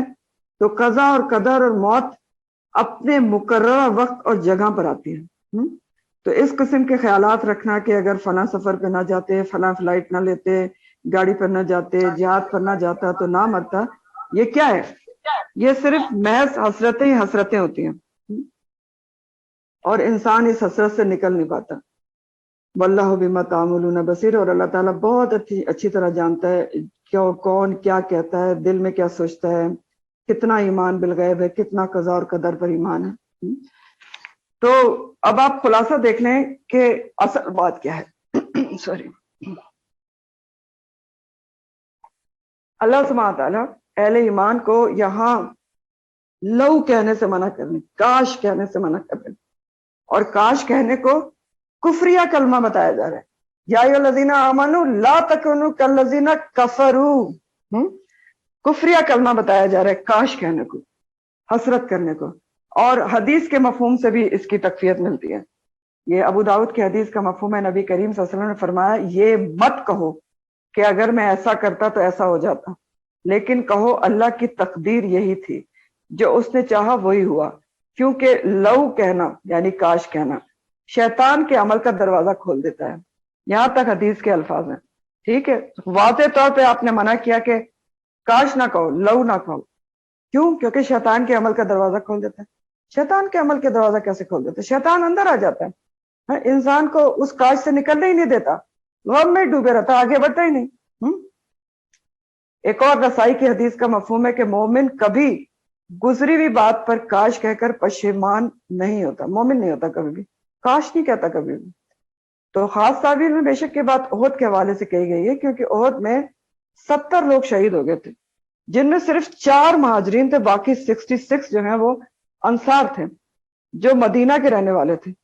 اب مدینہ میں منافقین بھی تھے، میں نے ابھی آپ کو بتایا نا کہ انصار کے ریلیٹیوز بھی تھے، تو اب یہ ان کے پاس جب آ کے تعزیت کرتے تھے تو کیا کہتے تھے؟ غلط باتیں کرتے تھے، کہتے تھے دیکھو اگر بات مانی جاتی، مدینہ کے اندر رہ کے لڑتے تو یہ ہمارے یہ اور یہ فلاں لوگ مارے نہ جاتے۔ تو ان کو اللہ تعالیٰ سمجھا رہے ہیں کہ حسرت نہ کرو، ان کی باتوں میں نہ ہو، یہ مومن کا شیوا نہیں ہے، یہ منافقوں کی بات ہے۔ مومن ہمیشہ اللہ کی تقدیر پر راضی رہتا ہے، اور مومن کو پتا ہے کہ موت کا وقت اور جگہ مقرر ہے۔ تو یا ایھا الذین آمنوا لا تکونوا، تم نہ ان کی طرح ہو جانا، لو اور کاش کے اندر نہ پڑنا۔ تو ہمیں، مجھے اور آپ کو، سب کو لو یعنی کاش کہنے سے منع کیا جا رہا ہے۔ کیوں؟ کیونکہ کاش کہنا جو ہے دل میں حسرت پیدا کرتا ہے، پچھتاوا پیدا کرتا ہے، انسان پچھتاوے میں پڑ جاتا ہے، ریگریٹ میں پڑ جاتا ہے، اپنے آپ کو غلط سمجھتا ہے کہ میں نے منع کیوں نہیں کیا۔ اور حسرتیں جو ہیں نا وہ انسان کو بزدل بناتی ہیں، کمزور بناتی ہیں، بے سکونی پیدا کرتی ہیں، بے چینی پیدا کرتی ہیں۔ یہ جو کاش کہنا ہے نا اس سے انسان باہر ہی نہیں نکل پاتا، ماضی کا غم مناتا ہی رہتا ہے، جبکہ غم، خوشی، دھوپ، چھاؤں، کامیابی، ناکامی، یہ سب کیا ہوتی ہے؟ یہ سب ہر انسان کی زندگی میں آتے جاتے رہتے ہیں۔ آپ سوچ کے دیکھیں نا، اللہ تعالیٰ نے پیچھے فرمایا تھا نا وَتِلْكَ أَيَّامٍ نُدَاوِلُهَا، یہ تو دن ہیں جن کو ہم پھیرتے رہتے ہیں لوگوں کے درمیان۔ تو یہ تو دن ہے، پھرتے رہتے ہیں، کبھی مشکل آتی ہے، کبھی آسانی آتی ہے، اور کبھی کوئی چلا جاتی ہے، کبھی چیز چلی جاتی ہے، کبھی کوئی اچھا چلا جاتا ہے۔ اللہ تعالیٰ نے پیچھے بھی بتایا تھا کہ وَلَنَبْلُوَنَّكُمْ بِشَيْءٍ مِّنَ الْخَوْفِ وَالْجُوعِ وَنَقْصٍ مِّنَ الْأَمْوَالِ وَالْأَنفُسِ وَالثَّمَرَاتِ وَبَشِّرِ الصَّابِرِينَ، بتایا تھا۔ تو انسان کو مشکلات کے لیے ذہنی طور پر تیار رہنا چاہیے، لیکن بہرحال عافیت کی دعا کرنا چاہیے، کیونکہ پسندیدہ ترین دعا ہے۔ اور دیکھیں کاش کہنے سے فائدہ کیا ہوتا ہے؟ جو کچھ ہو چکا وہ تو ہو چکا، کیا وہ آپ اس کو ریوائو کر سکتے ہیں؟ جو ہو چکا وہ ہو چکا، وقت گزر گیا۔ نقصان ضرور ہوتا ہے۔ نقصان کیا ہوتا ہے؟ کہ ایک تو اللہ کی ناراضگی مول لیتے ہیں کہ کاش، کیونکہ اس کا، اور دوسرا کیا؟ عقیدہ تقدیر کے خلاف کرتے ہیں، تو نقصان ضرور ہو سکتا ہے۔ تو کرنے کا کام یہ ہوتا ہے جو ہو چکا وہ ہو چکا، اس سے سبق حاصل کریں، اپنی اصلاح کریں، عافیت کی دعا کریں، اور آگے بڑھیں۔ تو مومن کا ایک جو رویہ ہے وہ مصائب میں کیا ہونا چاہیے، وہ ہمیں یہاں سے پتا چل رہا ہے۔ مومن کا رویہ مصائب میں کیا ہونا چاہیے؟ نمبر 1 تو یہ کہ مومن کبھی ماضی کی باتوں پر، حادثوں پر حسرت کا شکار نہیں ہوتا، اف اور برڈس اور ریگریٹس کا شکار نہیں ہوتا، کیونکہ اس کا تقدیر پر ایمان ہوتا ہے۔ اور اللہ تعالیٰ یہ طرز عمل منافق کا بتا رہے ہیں یہاں پر کہ ریگریٹس اور برڈس اور اف کہنا یہ کس کا ہے؟ منافق کا طرز عمل ہے۔ تو دیکھیں اگر ایک مسلمان ایسی بات کرتا ہے تو پھر تو یہ مشابہت بھی ہو جاتی ہے نا۔ کس سے مشابہت ہو جاتی ہے؟ یہ والذین کفروا اور منافق کی مشابہت ہو جاتی ہے، مشابہت بھی تو منع ہے۔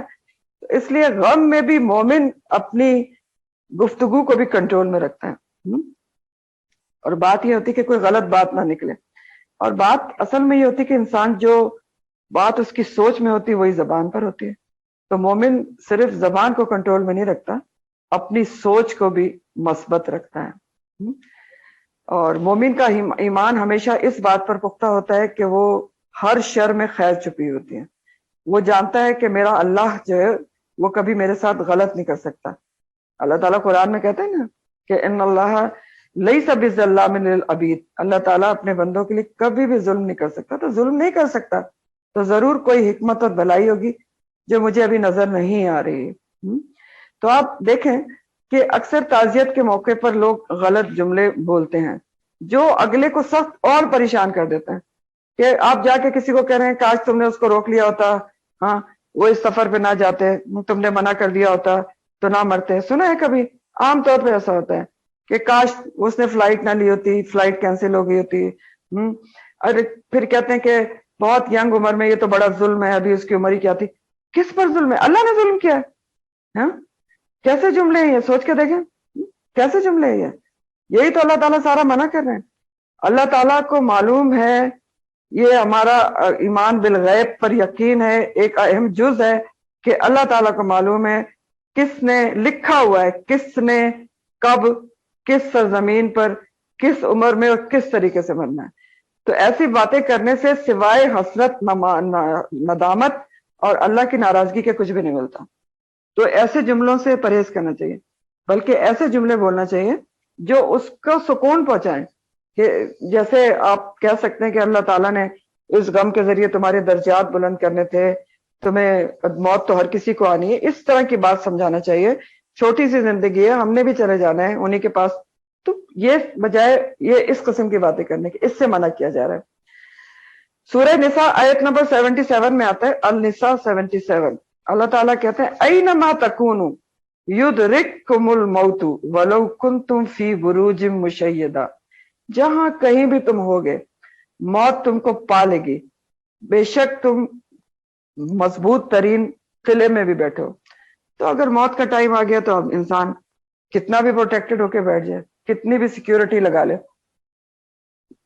کیا ملک الموت سیکیورٹی کراس نہیں کر سکتے؟ تو واللہ بما تعملون بصیر، اللہ تعالیٰ سب دیکھ رہا ہے کون کس موقع پر کیا کہتا ہے، کیا سوچتا ہے، کیا کرتا ہے۔ پھر مزید سمجھا رہے ہیں اللہ تعالیٰ، مزید مسلمانوں کو جہاد، قتال فی سبیل اللہ کی ترغیب دلا رہی ہیں کہ دیکھو وَلَئِن قُتِلْتُمْ، اور البتہ اگر مارے گئے تم، فی سبیل اللہ، اللہ کے راستے میں، یعنی شہید ہو گئے، او مت تم، یا مر گئے، طبعی موت مر گئے، لمغفرتن، البتہ بخشش ہے، من اللہ، اللہ کی طرف سے، ورحمتن، اور رحمت، یہ دونوں چیزیں خیرن، بہتر ہیں، مما، اس سے جو یجمعون، وہ جمع کر رہے ہیں، جو لوگ جمع کر رہے ہیں۔ کیا بتانے اللہ تعالیٰ کہ دیکھو مرنا تو تم سب نے ہے ہی ایک نہ ایک دن، چاہے تو اللہ کی راہ میں لڑتے ہوئے مر جاؤ، وَلَئِن قُتِلْتُمْ فِي سَبِيلِ اللَّهِ، یا کیا ہے، اور مت تم، ایسے ہی طبعی موت، بستر پہ مر جاؤ۔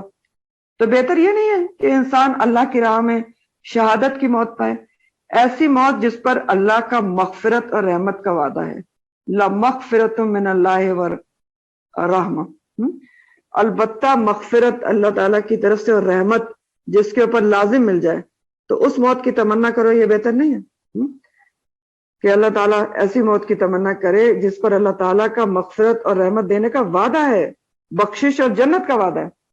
مغفرت اور رحمت کیا ہے؟ رحمت اللہ کی جنت ہے، اور یہ دونوں وعدے کس چیز کے اوپر ہیں؟ قتلتم فی سبیل اللہ پر ہیں، اللہ کی راہ پر مرنے میں ہے۔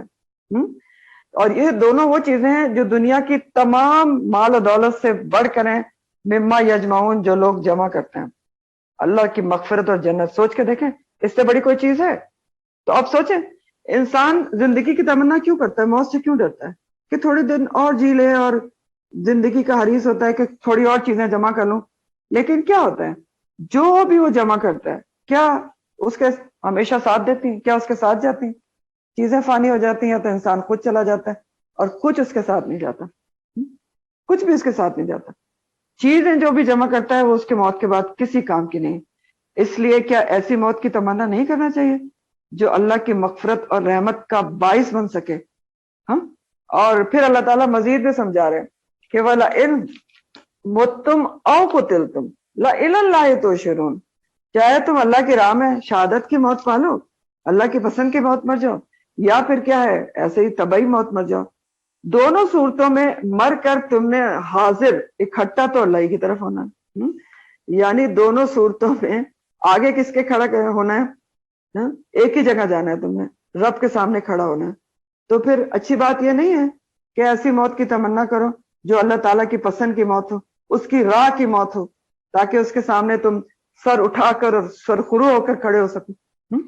تو خاص کانٹیکس احد کے حوالے سے سمجھایا جا رہا ہے کہ اپنے شہداء پر حسرت نہ کرو، ان منافقین کی باتوں میں نہ ہو۔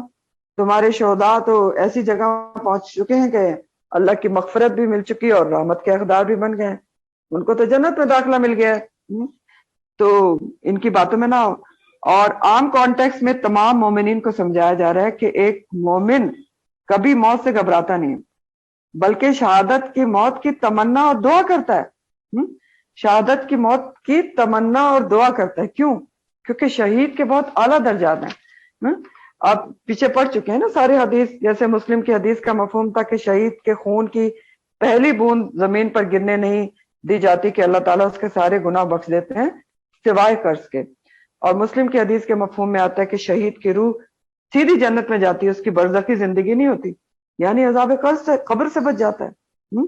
پھر اسی طرح اور بھی تھی کہ شہید کے جسم کو مٹی نہیں کھاتی، اور اس کو موت کی تکلیف صرف اتنی ہوتی کہ جتنی چیوٹی کے کاٹنے کی۔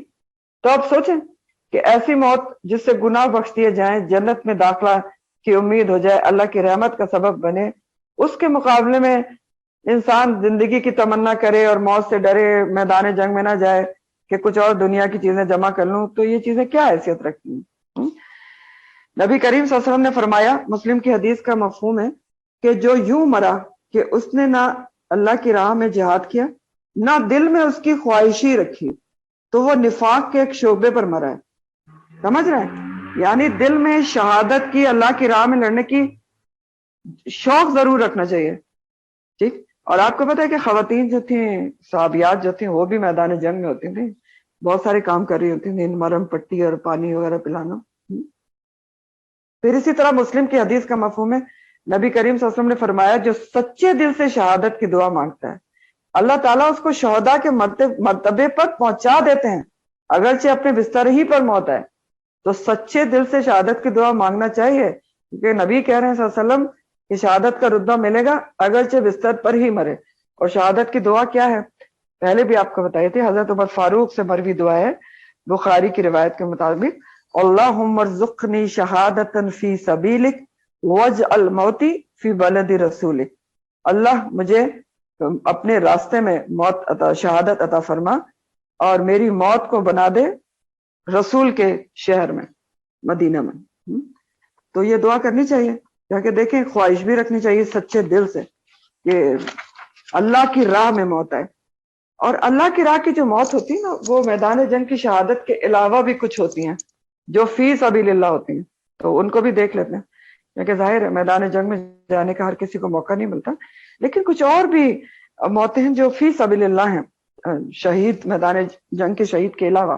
مثلا حج کے دوران یا عمرے کے دوران جو احرام میں ہوتا ہے، وہ بھی صرف فی سبیل اللہ اس کی موت ہوتی ہے۔ بخاری کی حدیث کا مفہوم ہے، حج کرتے ہوئے احرام کی حالت میں مرنے والا روز قیامت لبیک پکارتا ہوا اٹھے گا۔ اور آپ کو پتہ ہے نا کہ احرام میں ہی دفن کیا جاتا ہے، تو پھر کیا ہے، یہ بھی اللہ کے راستے کی موت ہے، زبردست موت ہے یہ بھی۔ پھر اسی طرح آپ دیکھیں کہ بخاری اور مسلم کی حدیث ہے، یہ ہمارے لیے توجہ طلب ہے کہ جس کا مفہوم ہے کہ دین کا طالب علم جب دین کی تعلیم حاصل کرنے کے لیے نکلتا ہے تو فرشتے اس کے لیے پر بچھاتے ہیں، ہر مخلوق اس کے لیے دعا کرتی ہے، اور جنت کا راستہ اس کے لیے آسان کر دیا جاتا ہے۔ جنت کا راستہ آسان کر دیا جاتا ہے کہ کیا مطلب ہے کہ وہ فی سبیل اللہ ہوتا ہے۔ اور ایک اور حدیث میں یہ الفاظ بھی آئے ترمذی کی کہ جو طلب علم کے لیے نکلتا ہے قرآن اور حدیث کے علم کے لیے، تو وہ واپس آنے تک اللہ کے راستے میں ہوتا ہے۔ تو اب ان احادیث کی ایکسپلینیشن کیا ہے کہ اگر کوئی شخص، کوئی ہم میں سے کوئی بھی قرآن و حدیث کی تعلیم حاصل کر رہا ہے یا تعلیم دے رہا ہے، اس کے درمیان خدا نخواستہ اس کو موت آ جائے تو وہ بھی کیا ہوتی ہے؟ خدا نخواستہ کیوں کہیں، موت تو آنی ہے، یہ تو بہت خوبصورت موت ہے اگر فی سبیل اللہ آ جائے۔ تو اگر اس کو تعلیم دینے کے دوران، اس ٹینیور میں یا تعلیم لینے کے دوران موت آ جائے تو وہ کیا ہوگی؟ فی سبیل اللہ ہوگی، اللہ کی راہ میں ہوگی، اور اس کو مغفرت اور جنت کی امید ہوگی۔ تو یہ ہمارے لیے بہت خوبصورت حدیث ہے اور بہت خوبصورت آیت ہے، اس کی تمنا رکھنی چاہیے، اور تمنا رکھنے کے ساتھ ساتھ اسباب بھی ضروری ہیں کہ انسان پھر کیا کرنا چاہیے پھر، ہاں، کہ حدیث کہہ رہی ہے کہ جو طلب علم میں نکلتا ہے قرآن و حدیث کی تعلیم حاصل کرنے کے لیے، تعلیم دینے کے لیے، تو اس کے درمیان اس کی موت ہے تو فی سبیل اللہ ہے۔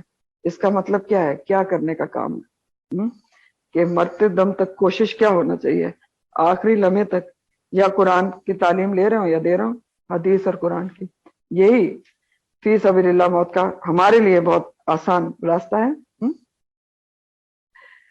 تو خلاصہ یہ ان آیات کا کہ تقدیر پر بھروسہ رکھو، کبھی گزری چیز پر حسرت نہ کرو۔ دوسرا یہ ہے کہ اللہ کے راستے میں نکلنے کے فائدے یاد رکھو، اگر مر بھی گئے تو عظیم ترین نعمتیں، مغفرت اور رحمت پاؤ گے۔ تو یہ بہت بڑا سبق یہاں پر دیا گیا ہے۔ پھر آگے اللہ تعالیٰ فرماتے ہیں فَبِمَا رَحْمَةٍ مِّنَ اللَّهِ لِنْتَ لَهُمْ، بس بوجہ اس کے جو رحمت ہے اللہ کی طرف سے کہ لنتا نرم دل ہو تم، لہم ان کے لیے۔ تو لنتا میں تا کی جو مخاطب ہے وہ نبی کریم صلی اللہ علیہ وسلم ہے۔ اللہ تعالیٰ کہہ رہے ہیں کہ اللہ تعالیٰ کی خاص رحمت ہے کہ نرم دل ہیں آپ، کس کے لیے؟ لہم ان کے لیے، یہ صحابہ کے لیے خاص کانٹیکٹ ہے، مسلمانوں کے لیے۔ لنتا کا لفظ جو ہے وہ لانا یلینو اور لین سے ہے، لانا یلینو لین، اور اس کا جو روٹ ہے وہ لین ہے، لام یا نون۔ آپ واو لین اور یا لین پڑھتے ہیں نا، تو جو تجوید کے قوانین ہیں، تو لین کا مطلب کیا ہوتا ہے؟ نرمی سے پڑھنا۔ تو لانا یلینو کا مطلب بھی ہوتا ہے نرم دل اور نرم مزاج ہونا، نرم زبان اور نرم مزاج ہونا۔ تو اب کیا ہے، اس آیت کے ذریعے اللہ تعالیٰ نبی کریم صلی اللہ علیہ وسلم کی شخصیت کے بارے میں بتا رہے ہیں۔ یہ بتایا جا رہا ہے کہ ایک لیڈر، ایک دائی میں کس قسم کی صفات ہونا چاہیے۔ کسی بھی ایک شخص کے اندر جو کسی چیز کا لیڈر ہو، کوئی ادارہ چلا رہا ہو، کوئی دین کا کام کر رہا ہو، گھر کا بھی ایون نظام چلا رہا ہو، تو اس کے لیے اچھا اخلاق اور اچھا کردار ہونا ضروری ہے۔ ایک سپہ سالار کی جو خصوصیات ہیں وہ بھی بتائی جا رہی ہیں، دائی سپہ سالار۔ تو خاص کانٹیکس میں جنگ احد میں یہ ہوا تھا کہ آپ صلی اللہ علیہ وسلم کو شدید روحانی، جسمانی، جذباتی تکالیف پہنچی تھیں، آپ کے کتنے ہی پیارے صحابہ شہید ہو گئے، فتح شکست میں بدل گئی، اور وجہ کیا تھی؟ صرف آپ کے کچھ صحابہ کا آپ کا حکم نہ ماننا، نافرمانی تھی۔ تو اب جنگ ختم ہونے کے بعد صحابہ کرام کو سخت پریشانی تھی، نادم تھے، فکر تھی، نبی کریم صلی اللہ علیہ وسلم سے شدید محبت رکھتے تھے۔ انسان ہونے کے ناطے غلطی ہو گئی، وہی استغفراللہ الشیطان کی بات ہو گئی۔ اب کیا ہے، وہ سوچ رہے تھے کہ معلوم نہیں نبی کریم صلی اللہ علیہ وسلم ان کے ساتھ کیا معاملہ کریں گے، سخت ناراض ہو جائیں گے اور باز پرس ہوگی اور گرفت کی جائے گی، لیکن ایسا کچھ بھی نہیں ہوا۔ نبی کریم صلی اللہ علیہ وسلم نہ ان سے ناراض ہوئے، نہ ان کی گرفت کی۔ تو اس کا سبب اللہ تعالیٰ یہاں پر بیان کر رہے ہیں، نبی کریم صلی اللہ علیہ وسلم کی شان بیان کی جا رہی ہے، ان کا اخلاق بیان کیا جا رہا ہے کہ آپ کو اللہ سبحانہ تعالیٰ نے نرم دل بنایا ہے، آپ کو نرم دل بنایا ہے۔ فبما رحمت من اللہ لنت لہم، یہ اللہ تعالیٰ کی رحمت ہے آپ پر کہ آپ کو نرم دل بنایا گیا ہے. اللہ کی خاص رحمت ہے کہ آپ نرم دل، خوش مزاج، خوش اخلاق ہیں. اور اگر آپ ایسے نہ ہوتے، وَلَوْ كُنْتَ فَظًّا، اگر آپ تند خو ہوتے، غلیظ القلب، سخت دل ہوتے، تو کیا ہوتا؟ لَنْفَضُّوا، البتہ چھٹ جاتے، بکھر جاتے، من حولک، تیرے آس پاس سے لوگ. فَظًّا کے مطلب ہوتے ہیں تند خو، یہ جو لین کا لنتا کا الٹ ہے، بد مزاج اور بد خلق. اور غلیظ القلب، غلیظ کا جو لفظ ہے اس کے اردو میں دوسرے معنی ہم کرتے ہیں. عربی میں غلظہ کے معنی ہوتے ہیں گاڑا ہونا، سخت ہونا، کھردرا ہونا. اور غلیظ القلب کے معنی ہوتے ہیں سنگ دل انسان جو تند خو بھی ہو. اور لن فدو کا لفظ جو ہے وہ فے دعا دعا سے ہے، اور ان فدا کے مطلب ہوتے ہیں کسی چیز کے اجزاء کا دور دور بکھر جانا. ٹھیک، تو یہ جو غلظہ کا لفظ ہے نا، غلیظ القلب، غلظہ کا مطلب ہوتا ہے سخت، سنگ دل. قرآن میں آتا ہے نا جہنم کے لیے کہ اس کے اوپر جو فرشتے ہیں ان کے بارے میں کہا گیا کہ علیہا ملائکہ غلاظ شداد. غلاظ فرشتے، غلاظ قسم کے اس کے اوپر مقرر ہیں، سنگ دل قسم کے، کوئی چیخ و پکار کے اوپر ریسپونڈ نہیں کریں گے. تو بہرحال اللہ تعالیٰ نبی کریم صلی اللہ علیہ وسلم کا اخلاق بیان کر رہے ہیں. یہ اللہ تعالیٰ کی خاص رحمت ہے کہ آپ جو ہیں نرم دل آپ کو بنایا ہے. اور اگر آپ ایسے نہ ہوتے، کیا ہوتے؟ وَلَوْ كُنْتَ فَظًّا، تند خو ہوتے، بد مزاج، بد خلق ہوتے، غلیظ القلب، سنگ دل ہوتے، نرم دل نہ ہوتے، تو کیا ہوتا؟ مسلمان صحابہ آپ کے آس پاس سے چھٹ جاتے. لَنْفَضُّوا مِنْ حَوْلِكَ، آپ کے آس پاس سے جانثار ساتھی نہ بنتے، آپ کے پر جان نہ لٹاتے. تو اب چونکہ آپ نرم دل ہیں اس لیے کیا کیجئے؟ جانے دیجئے ان کی غلطی کو. فَاعْفُوا عَنْهُمْ، بس درگزر کر دیجئے ان سے.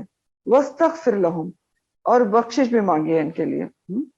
اب یہ اللہ تعالیٰ دیکھیں، پہلے اللہ تعالیٰ نے خود جو ہے اپنے صحابہ کرام کی غلطی کو معاف کر دیا، 2 دفعہ معاف کر دیا.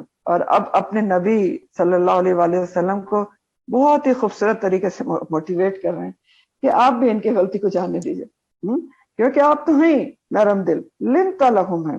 اور نبی کریم صلی اللہ علیہ وسلم تو تمام عالم کے لیے نرم دل رحمت بنا کے بھیجے گئے تھے نا، رحمت للعالمین. صرف مسلمانوں کے لیے نہیں، صرف صحابہ کے لیے نہیں، صرف انسانوں کے لیے نہیں، ہر مخلوق کے لیے رحمت للعالمین. لیکن خاص طور پر مومنین کے لیے آپ بہت نرم دل تھے.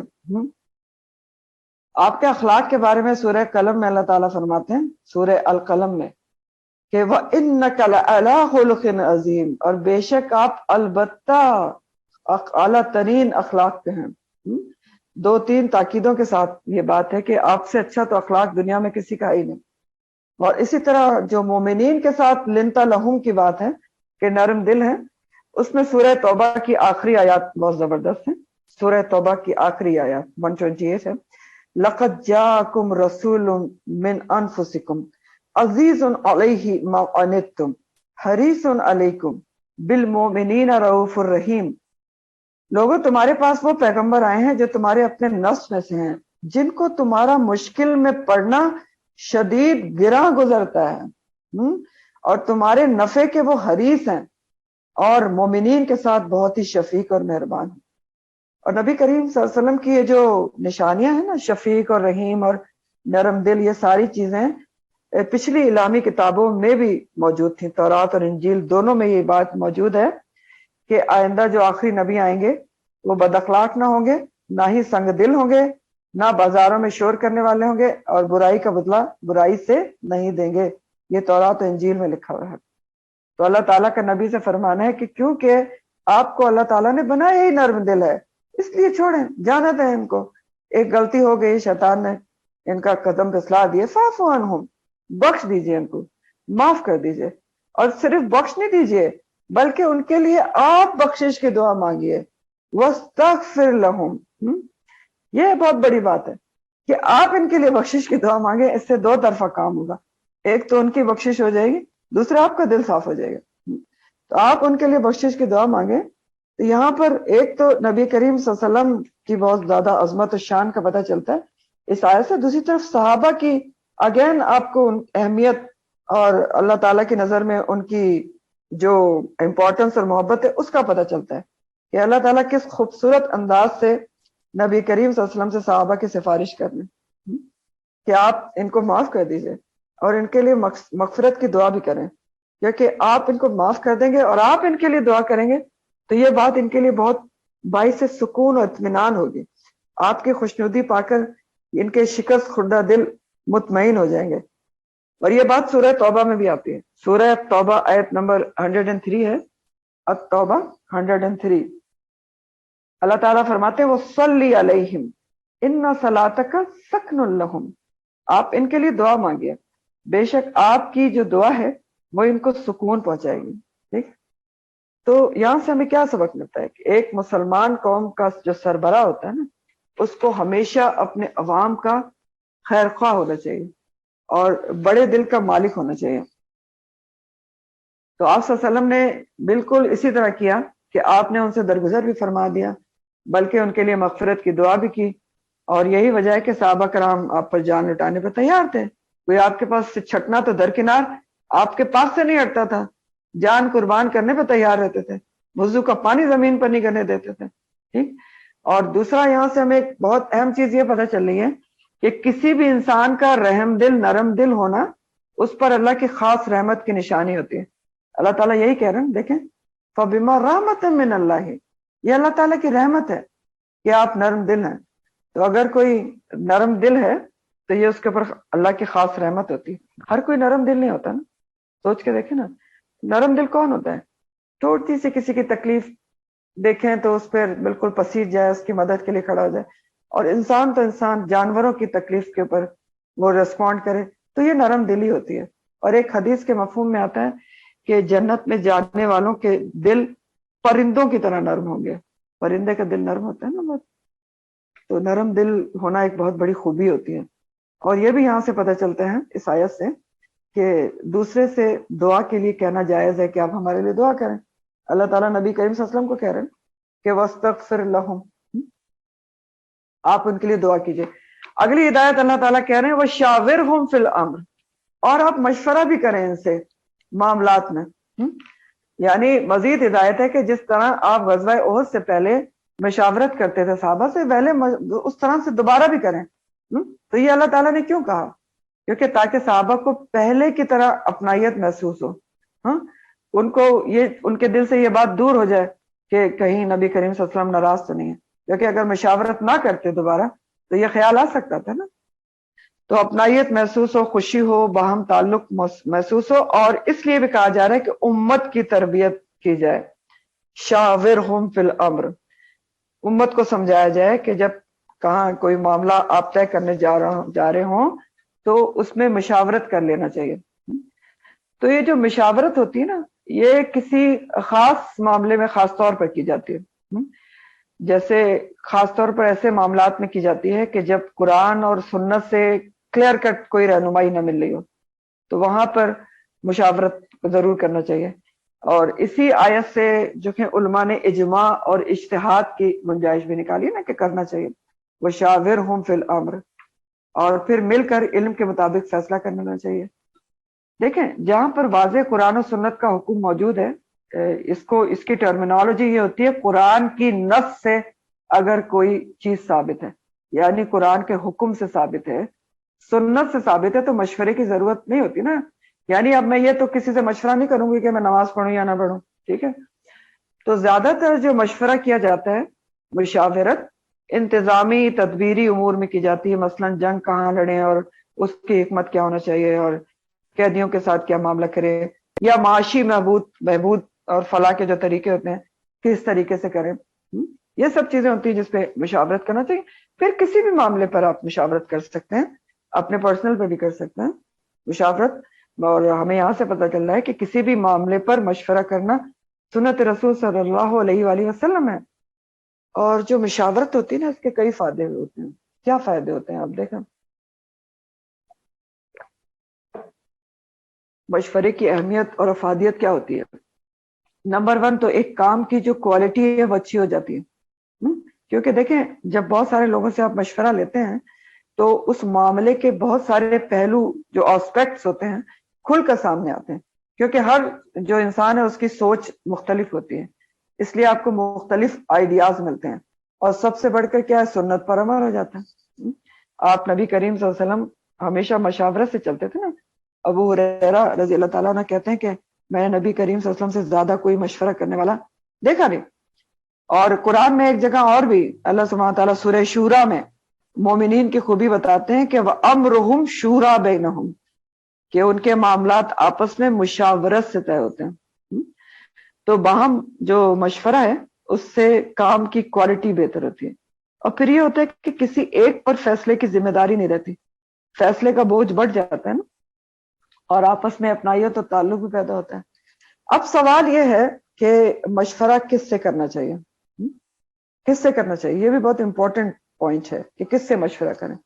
تو نمبر 1، اس سے مشورہ کرنا چاہیے جو خاص معاملے سے تعلق رکھتے ہوں، یعنی معاملے سے جو کنسرن لوگ ہیں ان سے آپ مشورہ کریں۔ جو کنسرن ہی نہیں ہے وہ آپ کو کیا مشورہ دیں گے؟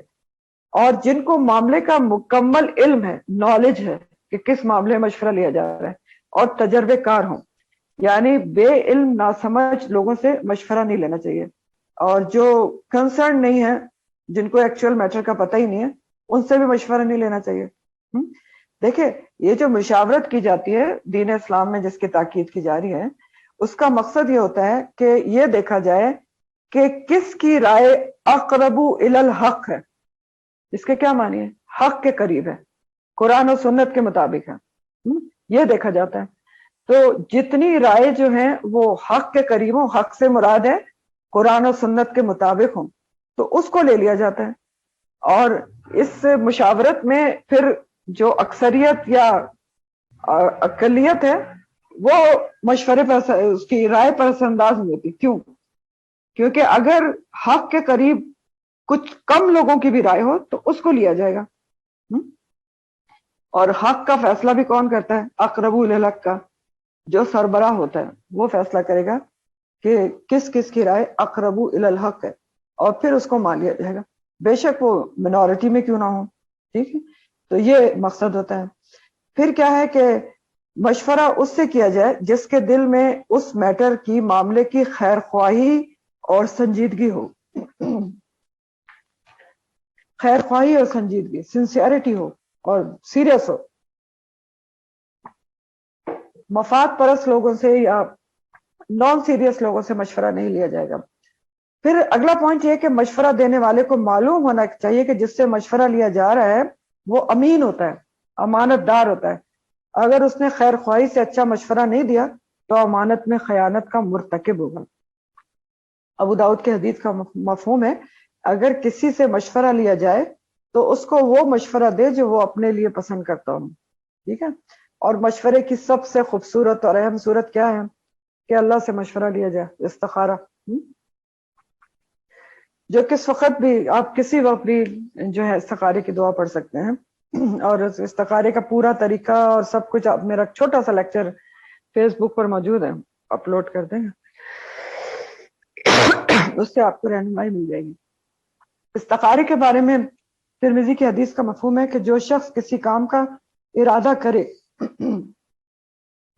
جو شخص کسی کام کا ارادہ کرے اور باہم مشورہ کرنے کے بعد اس کو کرنے یا نہ کرنے کا فیصلہ کر لے تو اللہ کی طرف سے اس کو صحیح اور مفید ہدایت کی راہ مل جاتی ہے۔ یعنی آپ پہلے ایک کام کو ڈیسائیڈ کریں کہ آپ نے کیا کرنا ہے، پھر اس پہ مشاورت کر لیں اور استخارے کی دعا پڑھ لیں، اور پھر کام کو کرنا شروع کر دیں، مکمل کریں، آپ کو اس کی راہ مل جائے گی۔ یہ بالکل غلط کانسیپٹ ہے کہ خواب آئے گا اور یہ سب ہوگا، یہ سب نہیں ہوتا۔ وہ لیکچر سن لیے گا، اپلوڈ کر دیا جائے گا انشاءاللہ تعالی۔ تو اس آیت سے ہمیں لیڈرشپ کی یا ایک داعی دین کی خصوصیات کا پتہ چل رہا ہے کہ اس شخص کے لیے بہترین رہنمائی مل رہی ہے جس کو اللہ نے کوئی عہدہ یا مرتبہ دیا ہو یا داعی کا کام کر رہا ہو، کہ اس کو کیسا ہونا چاہیے؟ نرم دل و خوش اخلاق ہونا چاہیے، تاکہ لوگ بے تکلفی سے اس سے علم کی بات پوچھ سکیں۔ اکھڑ اور بد مزاج تو کون پوچھے گا؟ آپ سوچیں گے ٹیچر اکھڑ اور بد مزاج ہو گئے، اللہ توبہ کون پوچھے، وہ تو ناراض ہو جاتی ہیں۔ ٹھیک ہے، تو کیا ہونا چاہیے؟ خوش اخلاق اور نرم دل، جس کا جو دل چاہے وہ بالکل سہولت سے پوچھ لیں۔ دوسرا دائی کو یا سربراہ کو بڑے دل کا مالک ہونا چاہیے، دوسروں کی غلطیوں کو معاف کرنے والا، وعفو عنہم۔ کیونکہ اگر لوگوں کو معاف نہیں کرے گا تو اس کے اپنے دل میں بھی کدورت پیدا ہوگی، ہاں، اور جس کی وجہ سے لوگ اس سے دور ہو جائیں گے۔ تو اور پھر کیا ہے کہ ساتھیوں کی غلطی معاف کرنے کے بعد رویہ بھی پہلے جیسا رکھنا چاہیے، یہ بھی بہت اہم پوائنٹ ہے۔ بعض دفعہ کیا ہوتا ہے کہ اپنے کسی ساتھی سے انسان کو کوئی غلط فہمی ہو جاتی ہے یا صحیح بھی ہو جاتی ہے، ناراضگی ہو جاتی ہے، پھر معافی تلافی بھی ہو جاتی ہے، لیکن پہلے جیسے معاملات نہیں ہو پاتے، تو یہ بھی غلط بات ہے۔ اللہ تعالیٰ نے اس کا بھی فرمایا کہ شاورہم فی الامر، پہلے جیسے معاملہ کریں، کہ اس کو لگے نہیں کہ کوئی تبدیلی آ گئی، تبدیلی نہیں آنی چاہیے۔ تو اگر آپ کے معاملے میں، آپ کے بیہیویئر میں تبدیلی نہیں آتی نا، بے شک کسی سے غلطی بھی ہو گئی، آپ نے اسے معاف کر دیا اور آپ پہلے کی طرح اس سے معاملات کر رہے ہیں، تو اس سے بھی آپ کی عزت اور وقت لوگوں کے دل میں بڑھتی ہے۔ نسائی کی ایک حدیث کا مفہوم ہے، لوگوں کی آؤ بھگت اور چشم پوشی کا مجھے ایسا ہی حکم ہے جیسے فرائض کی پابندی کا۔ لوگوں کی آؤ بھگت اور چشم پوشی کیا ہوتی ہے؟ اگنور کر دینا۔ مجھے ایسا ہی حکم ہے جیسے فرائض کی پابندی کا، اور یہی وجہ ہے اسلام کے پھیلنے کی بھی۔ آپ دیکھیں نا، یہ لوگوں کی آؤ بھگت اور چشم پوشی چھوڑ دینا۔ تو دین کا کام کرنے والوں کے لیے، خاص طور پہ جو دین سے جڑے لوگ ہوتے ہیں، ان میں یہ خوبی ہونا ضروری ہے، ایک دوسرے کو معاف کر دینا، اور پھر معاف کرنے کے بعد ایک دوسرے سے پہلے کی طرح مشاورت بھی کرنا، یہ سب چیزیں، اور ساتھیوں کے لیے دعا بھی کرنا۔ پھر اللہ تعالیٰ ایک اور بھی بڑی زبردست ہدایت کرنا، یہ بھی سمجھنے سے تعلق رکھتی ہے۔ فَإِذَا عَزَمْتَ، پھر جب پختہ ارادہ کر لے، عزم کر لے آپ مشاورت کے بعد، فَتَوَكَّلْ عَلَى اللَّهِ إِنَّ اللَّهَ يُحِبُّ الْمُتَوَكِّلِينَ، اور اللہ تعالیٰ محبت رکھتا ہے توکل کرنے والوں سے۔ عزم کہتے ہیں کسی ایک ارادے کو سوچ بچار کے بعد قطعی فیصلہ کر لینا، ارادے کی پختگی۔ تو کیا کہہ رہے ہیں اللہ تعالیٰ اس میں؟ چوتھی ہدایت ہے نبی کریم صلی اللہ علیہ وآلہ وسلم کو کہ جب مشاورت کے بعد آپ کی رائے پختہ ہو جائے تو بس اب عزم کے ساتھ اس کو کر گزریں، اب مزید اس کے اوپر رائے مشاورت نہیں ہوگی، اب آپ اللہ پر توکل کریں اور کام کو کر گزریں۔ مشورے پہ توکل نہیں کریں، مشورہ کریں اور عزم کے ساتھ ایک چیز طے کرنے کے بعد اس کو بدلے نہیں، عزم سے اس پہ قائم ہو جائے، رائے پختہ ہو جائے تو بس اللہ پر توکل کر کے اس کو کر گزریں۔ اب غزوہ احد میں اگر آپ پہلے خاص کانٹیکس دیکھ لیں تو نبی کریم صلی اللہ علیہ وسلم نے جنگ کے بارے میں سب سے پہلے مشاورت کی تھی نا، اور جنگ یہ کہا گیا، یہ مشورہ کیا تھا کہ مدینہ کے اندر رہ کر لڑے یا باہر نکل کر میدان میں۔ پھر زیادہ رائے یہ ہوئی کہ باہر نکل کر لڑیں، تو آپ نے کہا ٹھیک ہے آپ ذرا پہن کر باہر نکلے۔ تو اس وقت بعض لوگوں کو پشیمانی ہوئی کہ کہیں ہم نے مجبور کر کے آپ کو تو زبردستی تو رائے نہیں بنوا لی، تو انہوں نے کہا اچھا ٹھیک ہے جو آپ چاہتے ہیں وہ کریں۔ تو آپ نے کیا کہا تھا؟ آپ نے کہا تھا کہ کسی نبی کو یہ زیب نہیں دیتا کہ جب وہ زرہ پہن لے تو بغیر جنگ کیے اس کو اتار دے۔ یعنی آپ نے جب مشاورت کے بعد ایک قطعی ارادہ کر لیا تو اس کو بدلا نہیں، پھر اس پر جم گئے، یہ نہیں کیا کہ اچھا اب یہ کہہ رہے ہیں تو اب یہ کر لوں، نہیں، پھر آپ فائزہ عزم تھا، توکل علی اللہ، فتوکل علی اللہ کا کام کیا، جم گئے اس کے اوپر۔ تو فیصلے پر جو جمنا ہے وہ کیوں ضروری ہے کہ جب ایک دفعہ مشورہ کرنے کے بعد آپ چیز طے کر لیں تو پھر اس پہ جم جائیں؟ پھر یہ نہیں ہے کہ اچھا وہ یہ کہہ رہا تو یہ مان لو، وہ یہ کہہ رہا تو یہ مان لو۔ کیوں اللہ تعالیٰ کیوں کہہ رہے ہیں کہ وَإِذَا عَزَمْتَ فَتَوَكَّلْ عَلَى اللَّهِ؟ اس لیے کہہ رہے ہیں کہ دیکھیں جب تک انسان کسی کام کا بھی ارادہ کر کے اس پر جمے نہیں نا، پکا ارادہ فورم نہ اس کے اوپر کہ بس اب یہ اس طرح سے کرنا ہے، مشاورت ہو چکی نا، اب یہ کام ایسے کرنا ہے، تو انسان ڈگمگاتا رہتا ہے، اچھا اس نے کر لیا، اچھا ایسے کر لو، اچھا اس نے یہ کہا اس کی سن لو، تو پھر کیا ہوتا ہے؟ آپ ڈھل مل رہتے ہیں، آپ تو پکے ہوئے ہی نہیں، تو آپ کام کیسے کریں؟ آپ فیصلے تبدیل کرتے رہیں گے، اب اس نے یہ کہہ دیا، اب اس نے یہ کہہ دیا، تو یہ نہیں کرنا چاہیے، اس سے منع کیا جا رہا ہے۔ اور اس سے یہ بھی ہوتا ہے کہ ایک دفعہ ایک فیصلہ ہو گیا، اس کے بعد آپ نے کسی کے کہنے سے اس کو چینج کر دیا تو باقی دلوں کے دل، جو باقی لوگ ہوتے ہیں ان کے دل ٹوٹ جاتے ہیں نا، بددلی پیدا ہوتی ہے کہ اچھا اس کی بات مان لی میری نہیں مانی۔ تو ایک دفعہ کلیکٹو مشورہ کیا جائے اور اس کے بعد سربراہ کو ایک پختہ رائے کر کے، ارادہ کر کے اس پہ جمنا بھی ضروری ہے، ٹھیک ہے؟ اور کسی بھی سربراہ یا دائی دین میں یہ صفت بھی ہونا بہت ضروری ہے. رائے کی پختگی، قوت فیصلہ مضبوط ہونا ضروری ہے. اور نبی کریم صلی اللہ علیہ وسلم جو تھے بہت صاحب عظیمت تھے، عزم والے تھے. ایک واقعے سے ہمیں یہ پتہ چلتا ہے، ایک صحابی تھے ادبان بن مالک. تو ان کی نا بہت زیادہ نظر کمزور ہو گئی. تو انہوں نے آپ صلی اللہ علیہ وسلم سے درخواست کی ایک دن کہ آپ ان کے گھر آئیں اور ان کے گھر میں کسی ایک جگہ صحابہ کے ساتھ نماز پڑھیں تو وہ اسی کو مسجد بنا لیں گے اور وہاں نماز پڑھا کریں گے. تو آپ نبی کریم صلی اللہ علیہ وسلم ایک دن صحابہ کے ساتھ ان کے گھر چلے گئے نماز پڑھنے کے لیے. تو انہوں نے جاتے ہی کہہ دیا کہ کھانا تیار ہے. تو آپ نے ان کو جواب صرف یہ دیا کہ نماز کس جگہ پڑھنی ہے. ٹھیک ہے، تو انہوں نے نماز کی جگہ بتا دی. تو پہلے آپ نے نماز پڑھی، اس کے بعد کھانا وانا بھی کھا لیا. اب آپ کا یہ جواب کیا ظاہر کر رہا ہے؟ آپ کا عزم ظاہر کر رہا ہے کہ آپ جس مقصد سے گئے تھے کہ جگہ مقرر ہو جائے وہ کرنا پہلے ضروری تھا. کیونکہ انسان اگر پہلے جس کام کا عزم کر کے جائے اس کو نہ کرے تو اصل مقصد سے ہٹ بھی سکتا ہے نا. اب دیکھیں نا، اگر پہلے آپ کھانا کھانے بیٹھ جاتے، ہو سکتا ہے اس کے بعد کوئی اور کام ہو جاتا، کچھ اور چیز آ جاتی جو اصل مقصد تھا اس سے ہٹ جاتے. تو یہ صاحب عزم ہونا بھی ایک سربراہ کا بہت ضروری ہے، قوت فیصلہ مضبوط ہونا. اور یہ بھی اس آیت سے پتہ چلا ہے کہ مشاورت کے بعد بھی آخری فیصلہ کس کا ہوگا؟ سربراہ کا ہوگا. وَإِذَا عَزَمْتَ فَتَوَكَّلْ عَلَى اللَّهِ. تو اس پہ تو کسی بھی اہم معاملے میں مشورہ کرنا چاہیے اپنے خیر خواہ سمجھدار لوگوں سے، پھر کسی نتیجے پہ پہنچ کر اس فیصلے پر جمنا بھی ضروری ہے تاکہ آپ دل جمعی سے کام کر سکیں. اور توکل اللہ پہ کرنا چاہیے، مشورے پہ نہیں کرنا چاہیے. آپ پرسنل میٹر میں بھی لے سکتے ہیں نا، آپ نے ایک مشورہ کر لیا نا، اب مشورہ کرنے کے بعد آپ خود سے ایک رائے، ایک پختہ ارادہ کر لیں گے، اچھا ٹھیک ہے یہ چیز مجھے پسند آئی، اب میں نے یہ کرنا ہے. اس کے بعد آپ نے نہیں سننا، کیونکہ وہ تو پھر آپ کو مسلسل مشورے ملتے رہیں گے تو آپ کر ہی نہیں پائیں گے کسی کام کو. سوچ کے دیکھیں نا. تو اس کے بعد جب آپ ایک رائے کو پختہ کر لیں تو اللہ پہ توکل کر کے اس کو کر گزریں. اور توکل اللہ کا معنی آپ بار بار پڑھتے ہیں کہ مشورہ کریں، اسباب بھی اختیار کریں، اس کے بعد قدم اٹھا لیا جائے اور کام کو مکمل کیا جائے اور معاملے کا نتیجہ اللہ کے سپرد کر دیا جائے. تو جو کرے گا بہتر کرے گا. ان اللہ یحب المتوکلین، اللہ تعالیٰ محبت کرتے ہیں توکل کرنے والوں سے. ابھی تک کون کون سی کیٹیگریز آپ نے پڑھی ہیں کہ جس سے اللہ تعالیٰ محبت رکھتے ہیں؟ صابرین، محسنین، متقین اور متوکلین.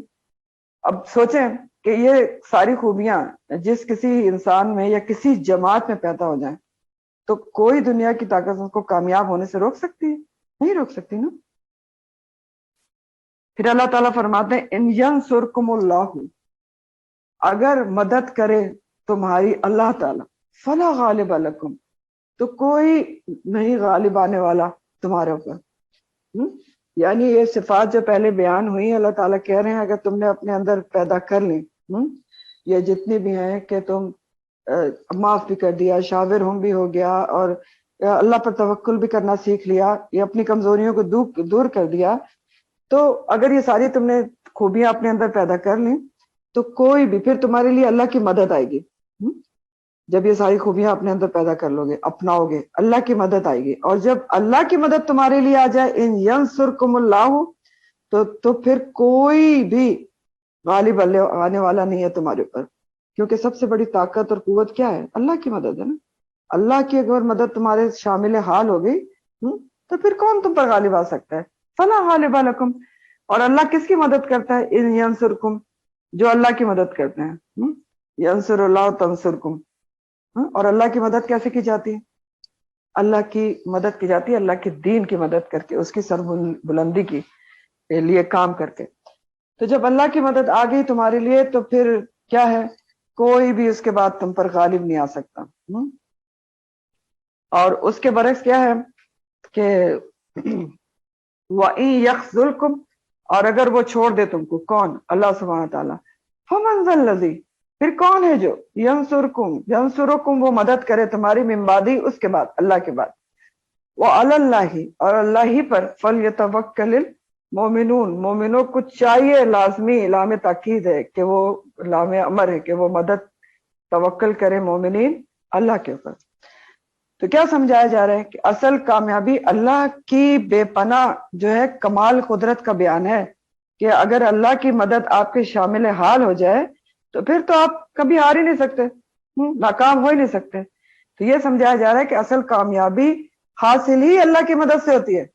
اگر کسی کام کے اسباب پورے نہ بھی ہوں، مشاورت بھی کی ہے، اگر کسی کام کے اسباب پورے ہوں، آپ نے پوری اس کی پلاننگ کر لی ہے، مشاورت بھی کر لی ہے، پھر بھی کامیابی کیسے ہوتی ہے؟ اللہ کی مدد سے۔ تو اللہ سے دعا کرنا چاہیے اس کی مدد کی۔ اس سے کیا ہوتا ہے؟ اگر اسباب پورے نہ بھی ہوں تو اللہ کی مدد آتی ہے اور انسان کامیاب ہو جاتا ہے۔ بدر کی مثال موجود ہے۔ تو ایک مومن کی نگاہ، اس کی نیت، اس کی سوچ، چاہے وہ اپنے گھر میں ہو یا میدان جنگ میں ہو یا کسی اور حالات میں، ہمیشہ اللہ کی طرف ہونی چاہیے، اللہ سے مدد کی دعا کرنی چاہیے، اسباب اختیار کریں، اس کے بعد معاملہ اللہ کے سپرد کر دیں۔ یعنی اسباب کو مؤثر حقیقی نہیں سمجھنا چاہیے کہ بس اسباب ہو گئے تو بس میں نے سب کچھ کر لیا تو اب تو میں کامیاب ہوں۔ نہیں، اسباب کبھی بھی مؤثر حقیقی نہیں ہوتے۔ مؤثر حقیقی اور مسبب الاسباب صرف اللہ کی ذات ہے۔ اور یہ جو توکل علی اللہ ہے نا، اللہ تعالیٰ نے کہا وَعَلَى اللَّهِ فَلْيَتَوَكَّلِ الْمُؤْمِنُونَ، 2 دفعہ آیا ہے پیدل پہ۔ تو آپ اس توکل کی بہترین مثال آپ نا کسان سے دیکھ لیں۔ فارمر کو کیا کرتا ہے؟ بیج ڈالتا ہے، زمین کو تیار کرتا ہے، بڑی محنتیں کرتا ہے، گڑائی اور پتہ نہیں کھودا اور دن رات کرتا ہے، پھر اس میں پانی دیتا ہے، کھاد ڈالتا ہے، لیکن سب کچھ کر کے بیج سے پودا نکلنے کے لیے کیا کرتا ہے؟ صرف اللہ پر توکل کرتا ہے، کیونکہ وہ جانتا ہے کہ یہ سب کچھ کر کے بھی بیج سے پودا نکالنا اس کے بس میں ہے ہی نہیں۔ تو دیکھیں کتنی بڑی مثال ہے نا کہ صرف وہی نکال سکتا ہے، ہم نکال سکتے ہیں۔ تو یہ بات سمجھائی جا رہی ہے کہ اصل سپر پاور اللہ کی ذات ہے۔ اگر اللہ پر انسان کا بھروسہ ہو، توکل ہو، تو بڑی سے بڑی سپر پاور بھی بے وقت لگتی، کچھ بھی نہیں کر سکتی۔ فلا غالب لکم، کوئی تمہارے پر غالب نہیں آ سکتا۔ اور اگر اللہ سے تعلق نہ ہو، اللہ کے اوپر توکل نہ ہو، ارادہ مضبوط نہ ہو، قوم کے اندر وہن پیدا ہو جائے اور قوم کے اندر استقامت اور یہ سب چیزیں پیدا ہو جائے، تو پھر تو اس کو چھوٹی سے چھوٹی جو طاقتیں ہوتی ہیں وہ بھی اس کو سپر پاور لگتی ہیں۔ ٹھیک ہے، تو سپر پاور لگتی ہیں۔ تو اگر اللہ تعالیٰ انسان کی مدد کر دے تو کوئی غالب نہیں آ سکتا، اور اگر وہ چھوڑ دے یخذلکم فمن ذا الذی، تو کوئی کسی کے مجال نہیں ہے کہ اس کے بعد مدد کر سکے۔ یخذلکم کا جو لفظ ہے نا، خا زال اور لام خزلہ کے معنی ہوتے ہیں کہ دوست کا وقت پڑنے پر مدد نہ کرنا، خزلہ چھوڑ دینا۔ تو دیکھیں یہ جو آیت ہے نا، اس میں اللہ تعالیٰ نے بڑی زبردست بات سمجھائی ہے۔ اگر اسی صرف ایک آیت کے معنی آج کے مسلمان کو سمجھ آ جائے نا، آج کے مسلمان کو، کہ اللہ پر اگر وہ توکل کرنا سیکھ لے اور اپنے زور بازو پر کوشش کرنا سیکھ لے، تو وہ فلا غالب لکا، کوئی غالب نہیں آ سکتا۔ اندر باہر سے مسلمان مضبوط ہو سکتے ہیں، ناقابل شکست بن سکتے ہیں، لیکن یہی تو بات سمجھ میں نہیں آتی۔ اس لیے تو آج ہمیں ہر کوئی چھوٹی سے چھوٹی جو پاور ہیں وہ بھی سپر پاور لگ رہی ہوتی ہیں۔ ہم بھوکے مر جائیں گے، ہمارے ساتھ پتہ نہیں کیا ہو جائے گا، اللہ ہمارے حال پہ رحم کرے۔ تو اللہ کی مدد مومنین کے لیے آتی ہے، لیکن اس کی کچھ شرائط ہوتی ہیں جو ان آیات میں بتائی گئی ہیں۔ پہلی شرط کیا ہے کہ مومنین اللہ اور رسول کی اطاعت اور فرما برداری کریں، وَإِن تَصْبِرُوا وَتَتَّقُوا، تقوی اختیار کریں، وَأَطِیعُوا اللَّهَ وَأَطِیعُوا الرَّسُولَ کریں۔ دیکھیں نا، غزوہ احد میں جو وقتی طور پر اللہ اور رسول کی نافرمانی تھی نا، اس کی وجہ سے نقصان اٹھایا گیا نا۔ دوسری بات ہمیں پتہ چلی تھی کہ اللہ کی مدد حاصل کرنے کے لیے اللہ پر مکمل بھروسہ اور توکل ضروری ہے۔ یہ اللہ تعالیٰ نے ابھی بتایا نا، دونوں آیات میں اللہ پر توکل کا ذکر ہے، کیونکہ وہی سب سے بڑی طاقت ہے نا، اللہ کی ذات۔ تو انسان اگر اللہ پر بھروسہ کر لے نا، توکل کر لے، تو یہ بات انسان کو بہت پرسکون رکھتی ہے اور کامیاب بھی بناتی، کامیاب بناتی۔ تو یہ ساری کمزوریوں کا اور ساری وہن اور استقامت اور ضعف اور دشمن سے دبنے، ان سب کا علاج کیا ہے؟ یہی ہے، وَعَلَى اللَّهِ فَلْيَتَوَكَّلِ الْمُؤْمِنُونَ، علاج ہے سب چیز کا۔ وآخر دعوانا الحمدللہ رب العالمین۔ سبحانک اللہم وبحمدک، نشہد ان لا الہ الا انت، نستغفرک ونتوب الیک۔ سبحان ربک رب العزت عما یصفون، وسلام علی المرسلین، والحمد للہ رب العالمین۔ ربنا تقبل منا انک انت السمیع العلیم، وتب علینا انک انت التواب الرحیم، آمین یا رب العالمین۔ اور آپ کے لیے ایک اعلان بھی یہ تھا کہ جو نیکسٹ ویک ہوگا اس میں آپ کی عید کی چھٹیاں ہیں 13 اور 14 جولائی کو. اور پیش کی عید مبارک. تقبل اللہ منا و منکم. اللہ میری اور آپ کی عبادات کو قبول کرے. السلام علیکم ورحمۃ اللہ وبرکاتہ.